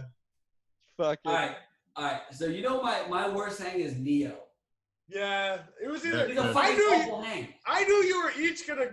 Yeah. He's an awful hang. First of all, the hate is strong in both of you. What's that? The hate is strong in both. You guys are like the Neo and Smith of hate on this. No, Neo. Okay, first of all, Neo's a terrible hang. That's not up for debate. First of all, he'd never hang out with you because you always have to go hang out with Trinity. He'd be like, I'm sorry. He'd be like, oh, I gotta go make out. Again? You guys don't even know each other. Right. I gotta go make out behind the stairs. What's your favorite color? What's your favorite color? Exactly. Let's go. So Neo like kills some fucking squiddies, right? And then he's in a coma, and then he wakes up and he's like, I need some time. It just disappears while the rest of the fucking crew has to be like, we have to figure out a crisis situation. And he comes back and goes, I'm sorry it took me so long. Yeah.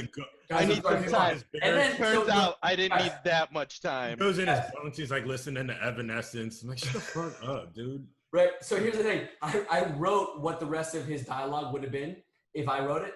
It's like, guys, I'm sorry it took so long. I took a nap. Been backed up, took a shit. Needed a bath. Been a while, so I tugged one out. Trinity was not around.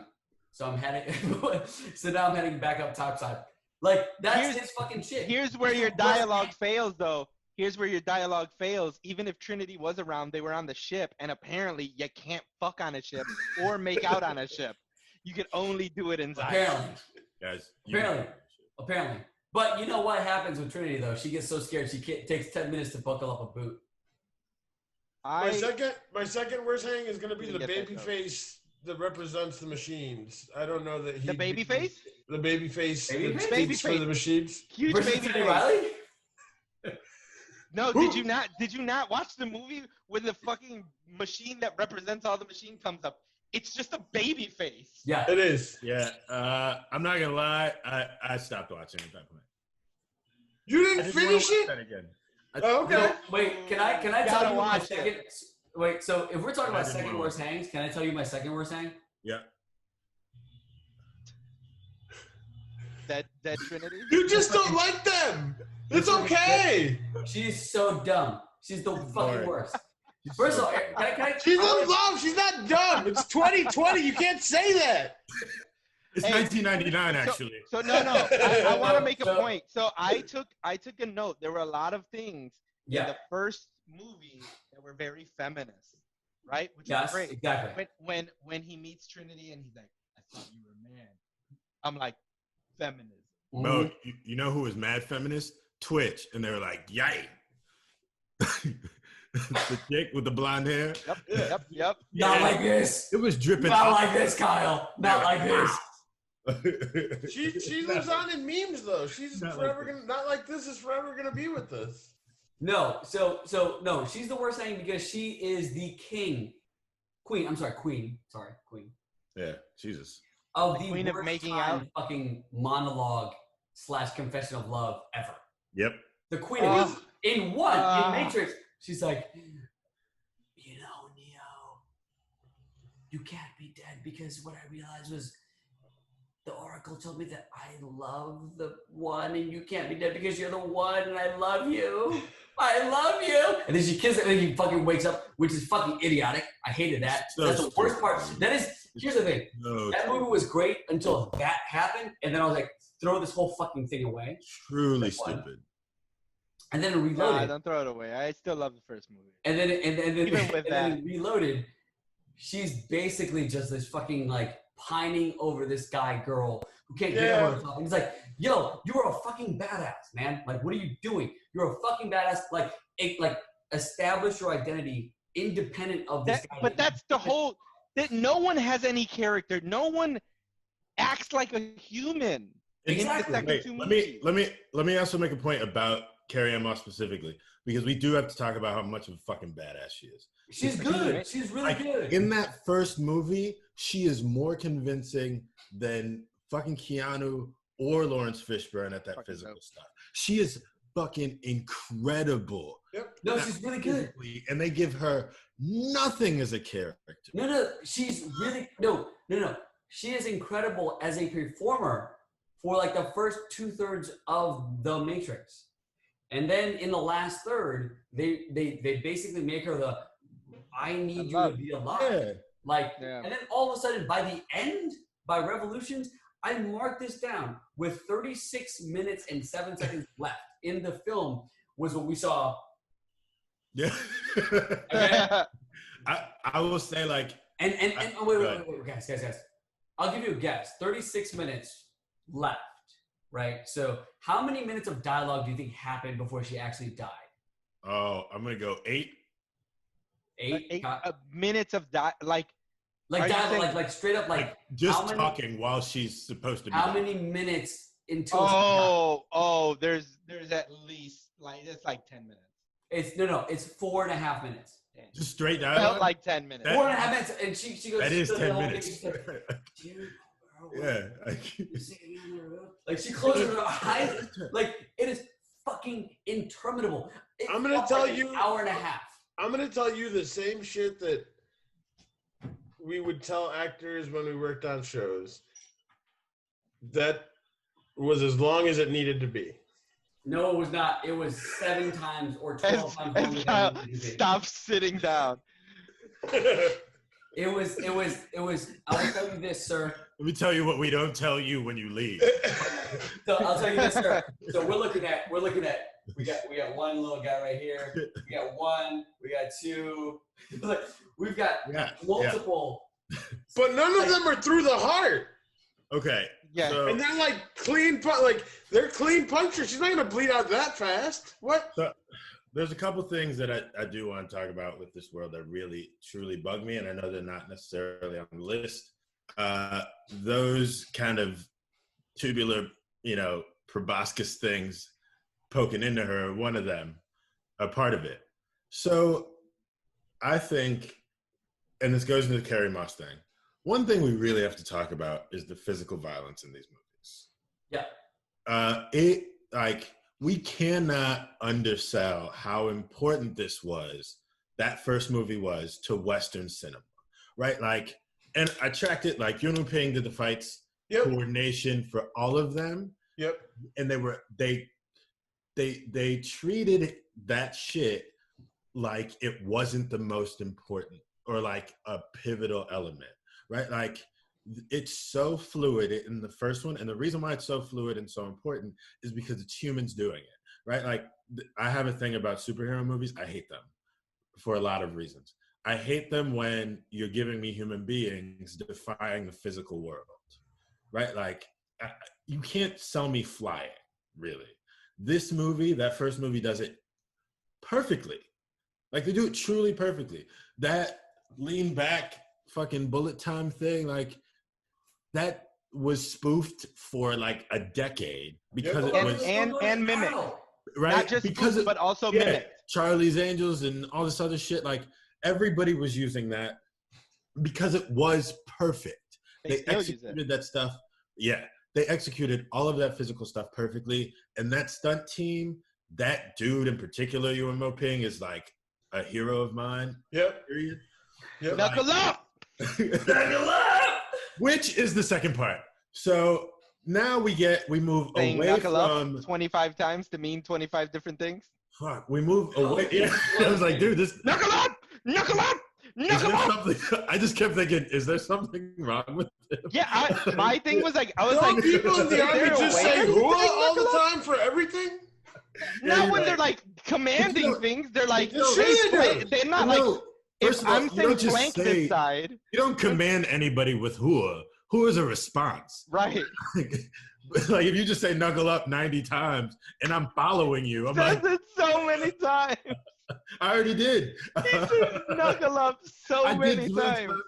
But wait, so then I was like, okay, so we moved away from it, and almost like so early into the second movie, we get that multiple Smith Neo fight, which I hate.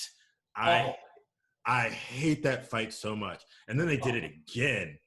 Fucking, because I was like, this is Spider-Man 2. The flying fight. And then he starts flying? Yeah, the flying fight. They're like, if you hate this, wait till he flies. No. Before the flying wasn't bad. The worst part of that multiple Smith fight was when he throws the one Smith at all the other Smiths, and then you hear bowling pins all over. You're like, are you? Hold on. So wait, I'm not done. Let me finish. Let's not talk shit about sound design because I do want to get into the sound design. Here's why I hate that fight. It's because I know there's CGI, and it was fucking it was awful. It removes the humanity that makes the Matrix one important. Like I will say, I'm with you. I 100%. None of the physical hand-to-hand fights mean anything after you realize they can just fly in the air. Yeah, you're like, none of them do. None of the stakes matter anymore. Like, as much as I love that like highway scene, right? Mm-hmm.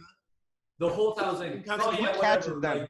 Like when he catches them at the end, he can fly and transcend time and space. Like none of that. These dudes are literally turning into fucking clouds and shit. One was so good. There are no stakes because they were so confined to that. It is inevitable.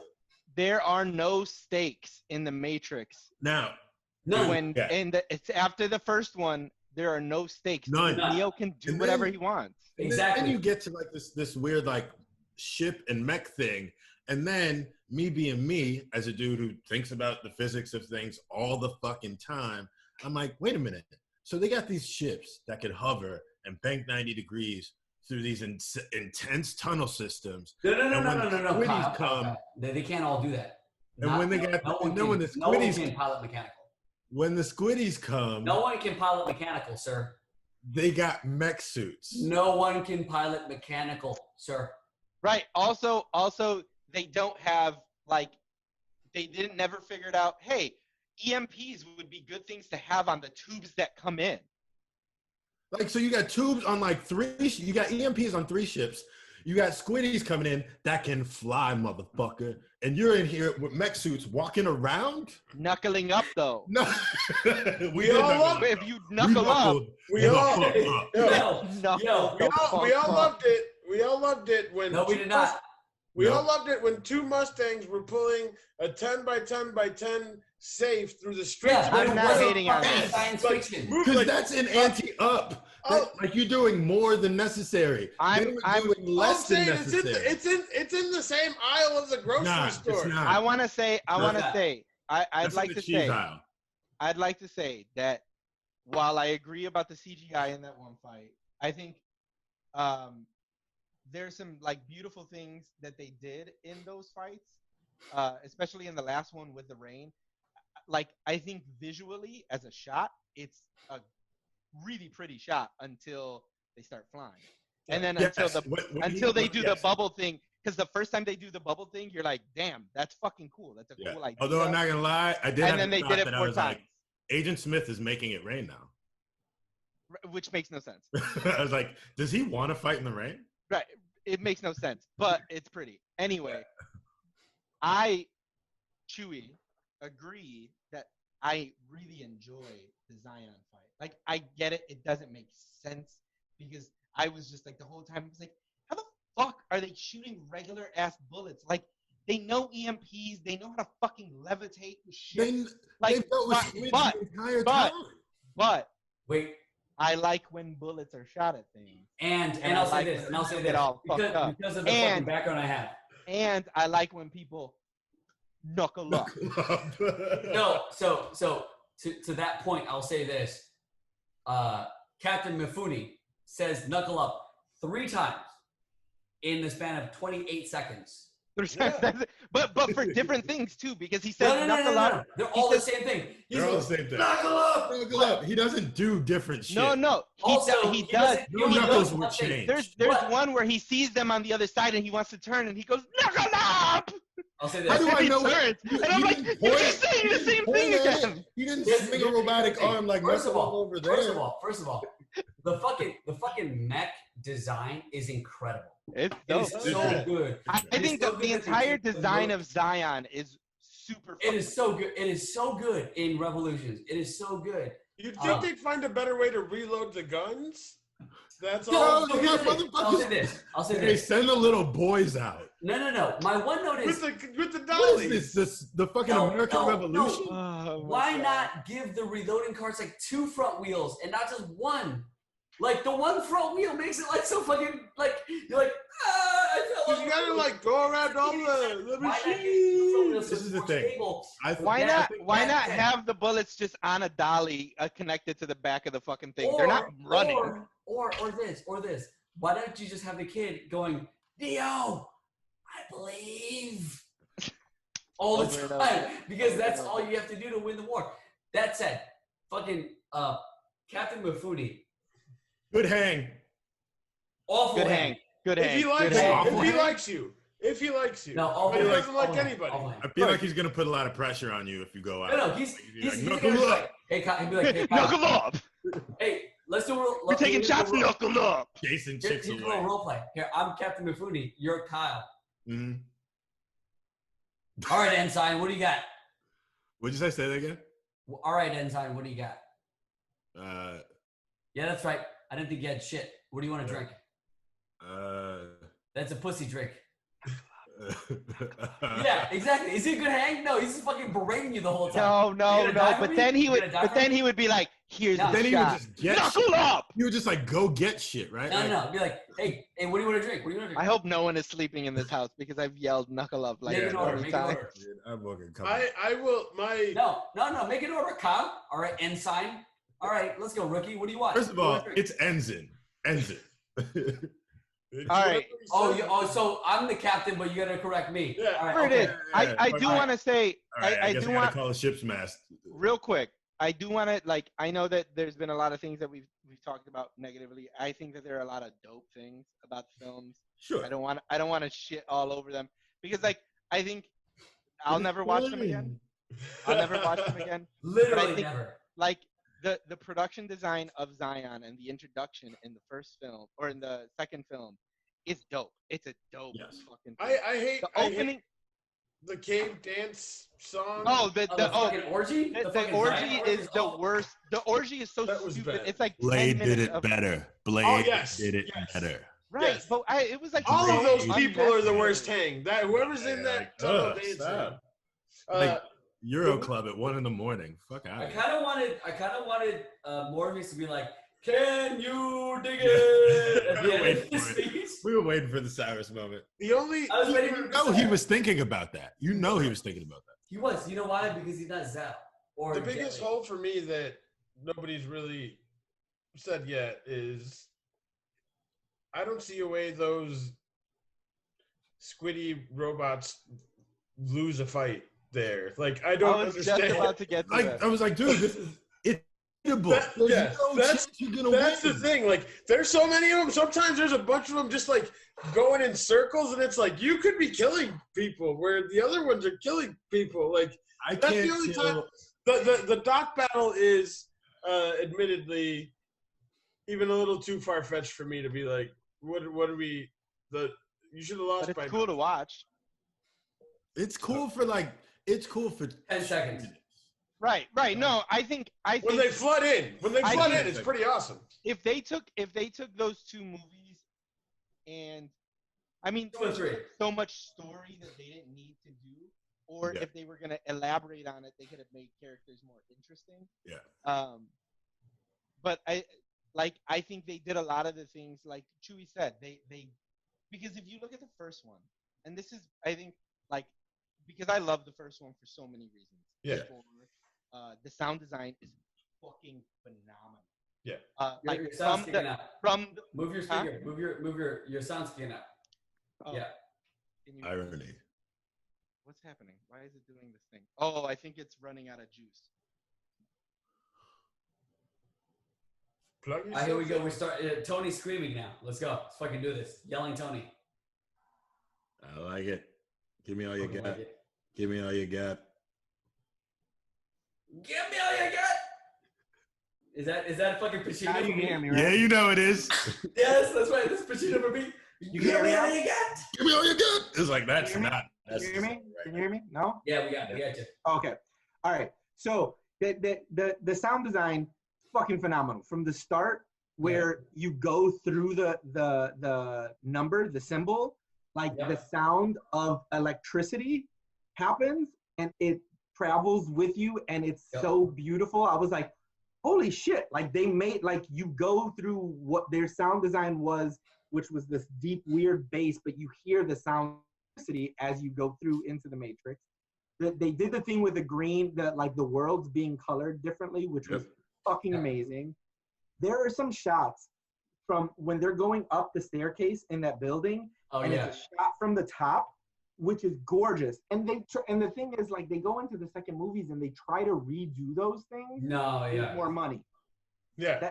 Which is what kills them. It's hard to be creative with Infinite. Right. So, but because I understand why and how that happened and what they were going for, it's not as big a deal. Because, like I said, if I were given the same opportunity, I don't know that I wouldn't fuck it up the same way. But I take issue with that argument, because then we're not talking about what is. But exactly. I'm just speaking on what is. But it's like having a banana for the first time, and you're like, "Fuck, man, this is a dope ass fruit." And then the next thing that you get is like one of them banana candies that just it doesn't taste like banana. That candy doesn't taste like banana. Fuck that. That's just sugar in a weird flavor. Good fucking metaphor. So one of my notes in Revolutions was buckle up, baby. No, so one of my notes in Revolutions was the scene where they break into the Merovingians club, right? Oh yeah. Like they had been so innovative about like how they like handled like in one like combat in the elevator sequence in '99. Fucking first time we ever saw that, right? It was incredible. Even in Reloaded, there were some things in there that you'd never seen before, right? Like even as like comically bad as that like Agent Smith scene was, like you were seeing like the beginnings of like CG action amongst like wireframes, right? And then also to be fair, like as silly as the no stakes of the highway chases, that highway chase is one of the most amazingly filmed action sequences. So the thing about the highway, shout out to Agent Johnson.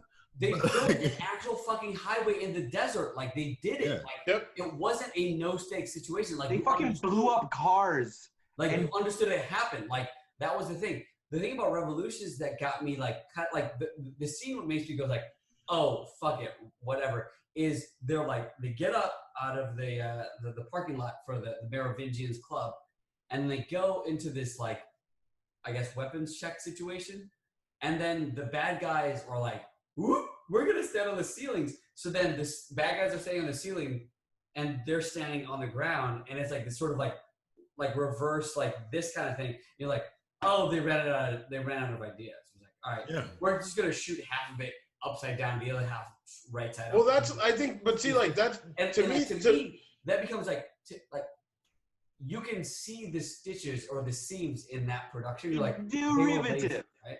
That's redoing the elevator scene in the first one, and when they walk through from the checkpoint, like with more money and more shit. No, it's not. That's not redoing the elevator scene. That's them going, I don't know how to make this. I don't know how to push the envelope any further. So fuck it. I'm gonna have these guys stand on the ceiling. That's not redoing it. That's not saying I had more money. Actually, they required more money to do the elevator scene in the first one because they needed practical things. In the second one, they were like, oh well, I guess we'll just shoot half of these guys upside down and the other half of these guys right side up. It's lazy to me.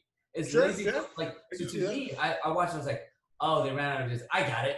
Upside down ceiling walkers. So then you have to shoot the guys that are on the ceiling as opposed to the guys that are on the ground. It's like, it doesn't fucking make a difference, right? And I just think like you inherently in narrative dissipate tension.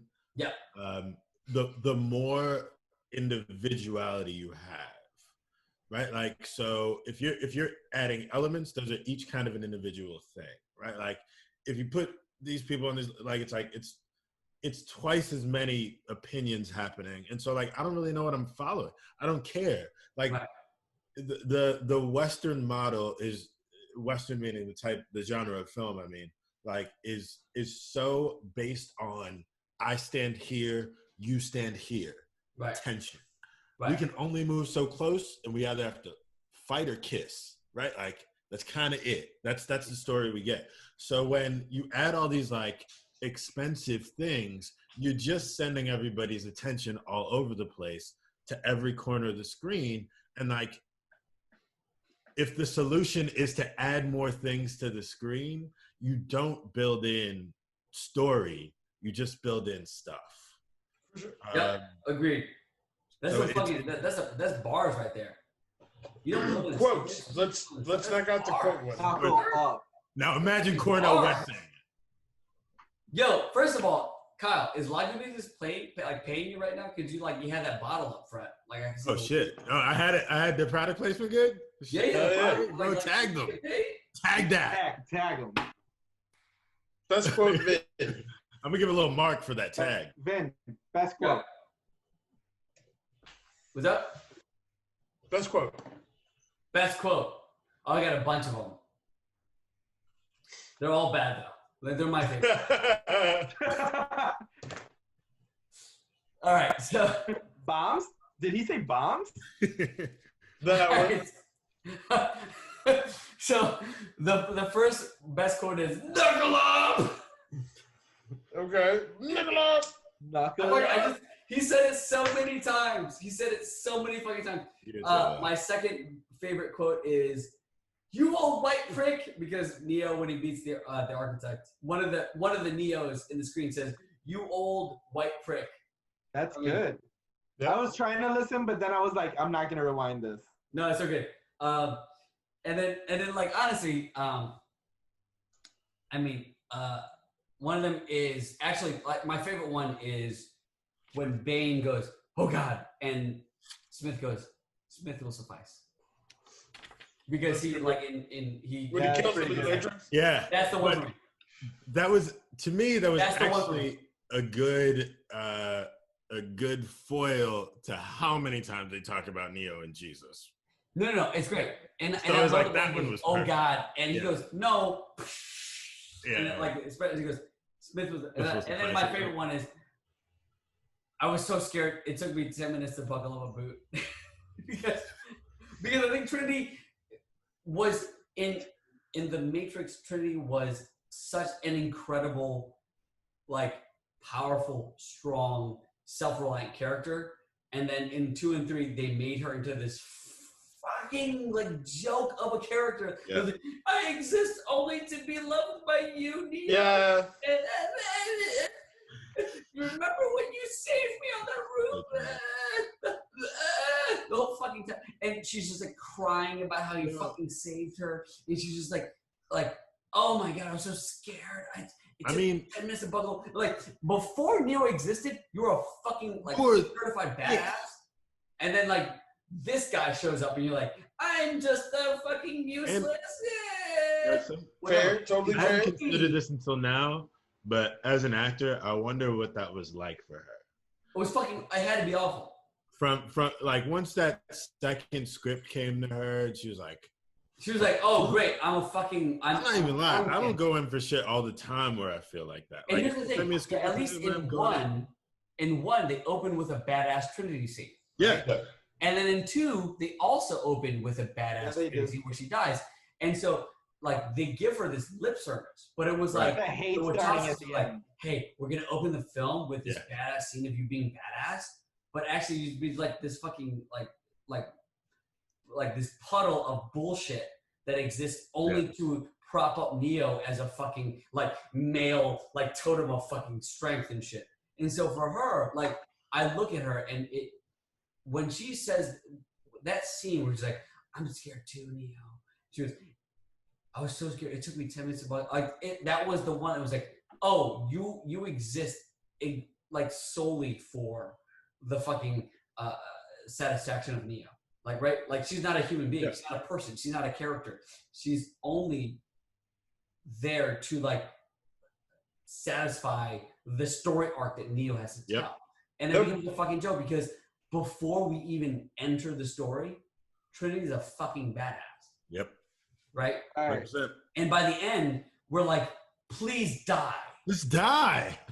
Die already. Like you have 18 fucking impalements. Like fucking die. And that's the tragedy of it. Is like Neo who's fucking no eyes.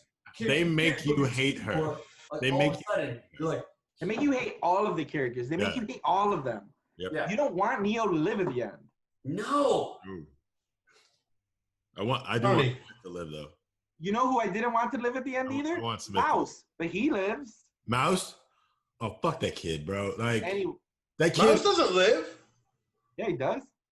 No, he doesn't. He's the first one to die. Oh, I'm thinking of Clink. I don't know. With some The guy. the one that loves Yeah. Clink. Ratchet.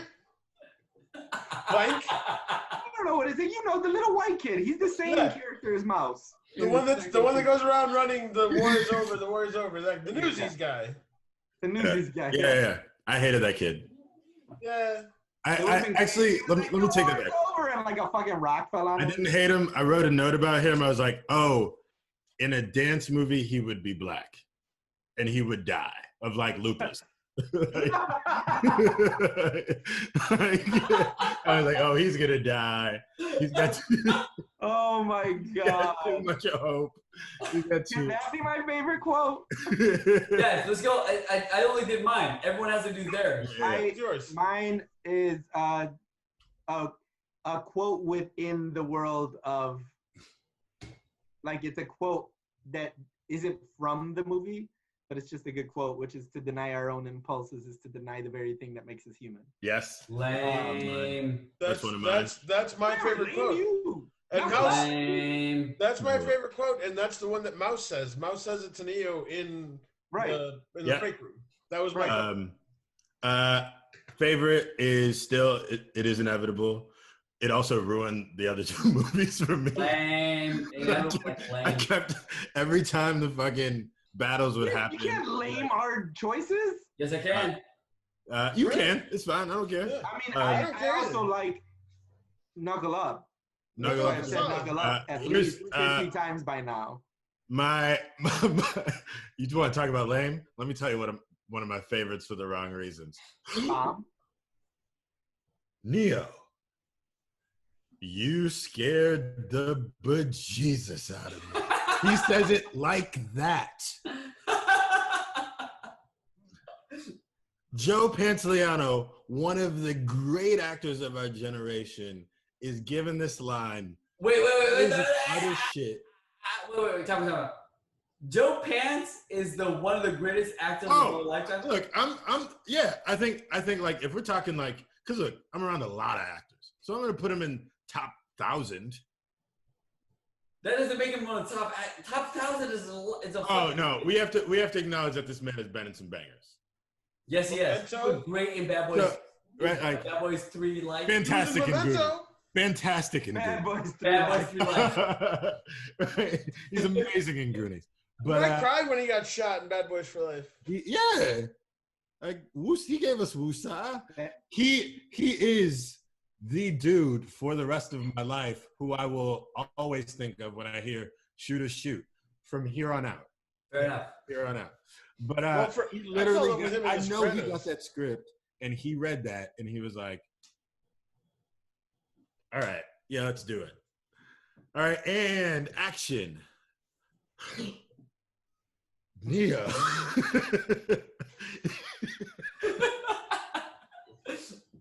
And you know, the director's just like, yeah, whatever, fine, fuck it. Like he's not gonna change that. Like, just let it happen. You scared the bejesus out of me. You scared the bejesus out of me. Like, I think the ignorance bliss line is pretty brilliant too. Pretty fire too. Oh wait, hold on. Yeah, that's probably one of the top ones. So yeah, those are some of my favorite for horrible reasons. But some I think.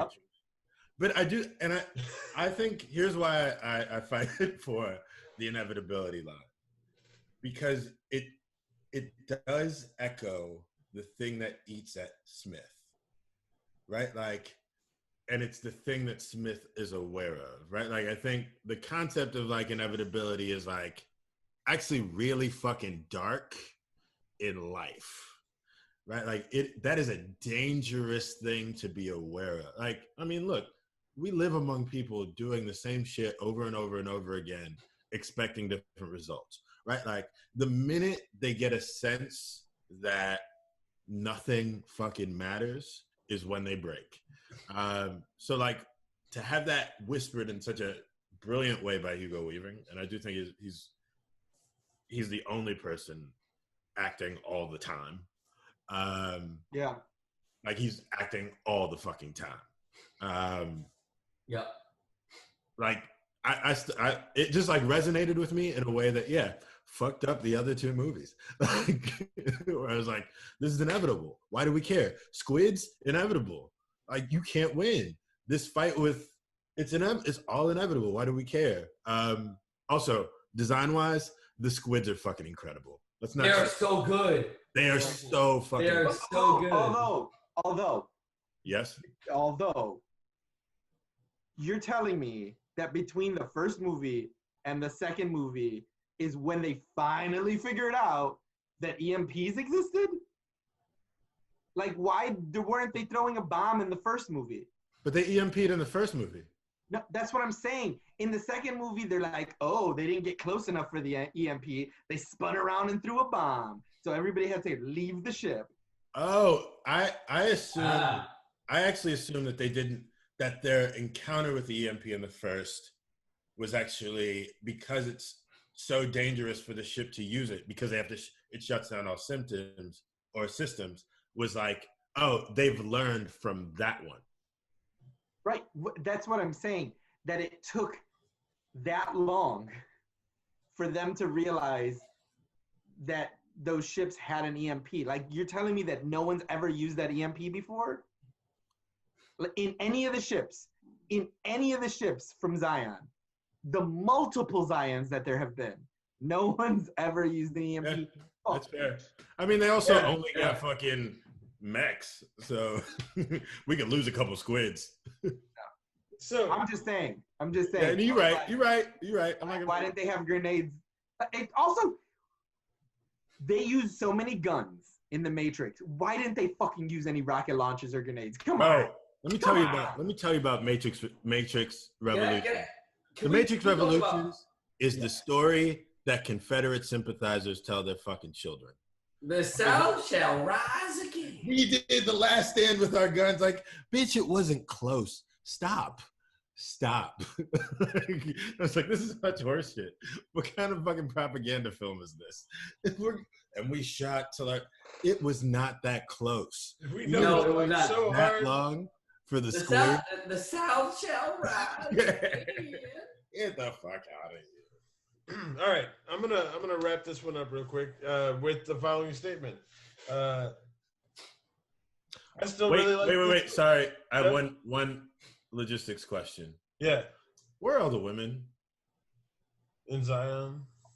In Zion, they're having an orgy. Even when we see like shots of Zion, there's like some women. I'm like, No, they very specifically have some titties show. Like, no. There's some women. No. It's hard nipples showing.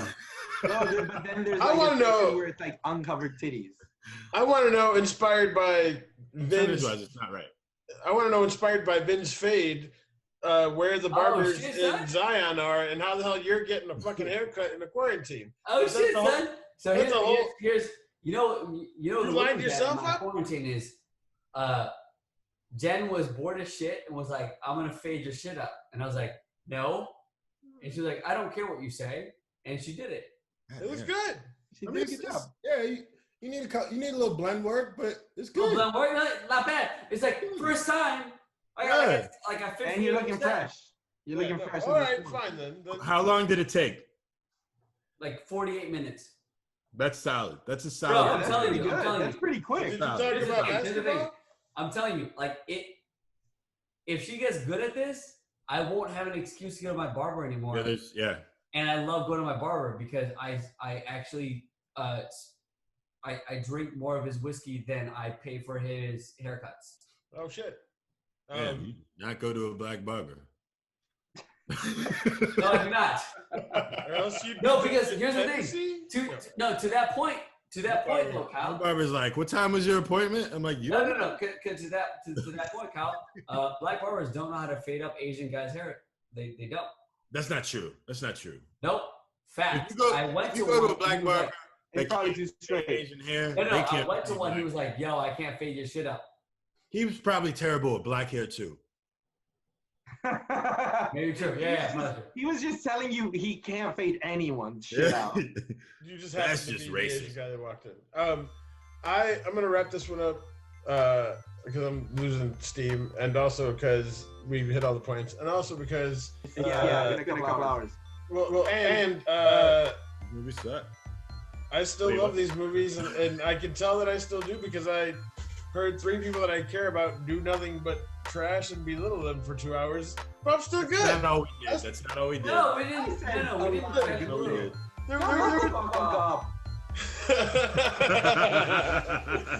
No, seriously. I'm holding that through the rest of all of these. I'm gonna say knuckle up, and you all better know exactly what I Especially mean. when we do Bridget Jones. Oh my god. No, man, I'm glad we did it. I love those movies. I think they're it's a universe. Could they have done 2 and 3 much better than they did? Yeah. Is it as bad as it could have been? Probably, but I still really enjoy them. And yeah, I mean, I think we've said most of the things. What's the next one gonna be?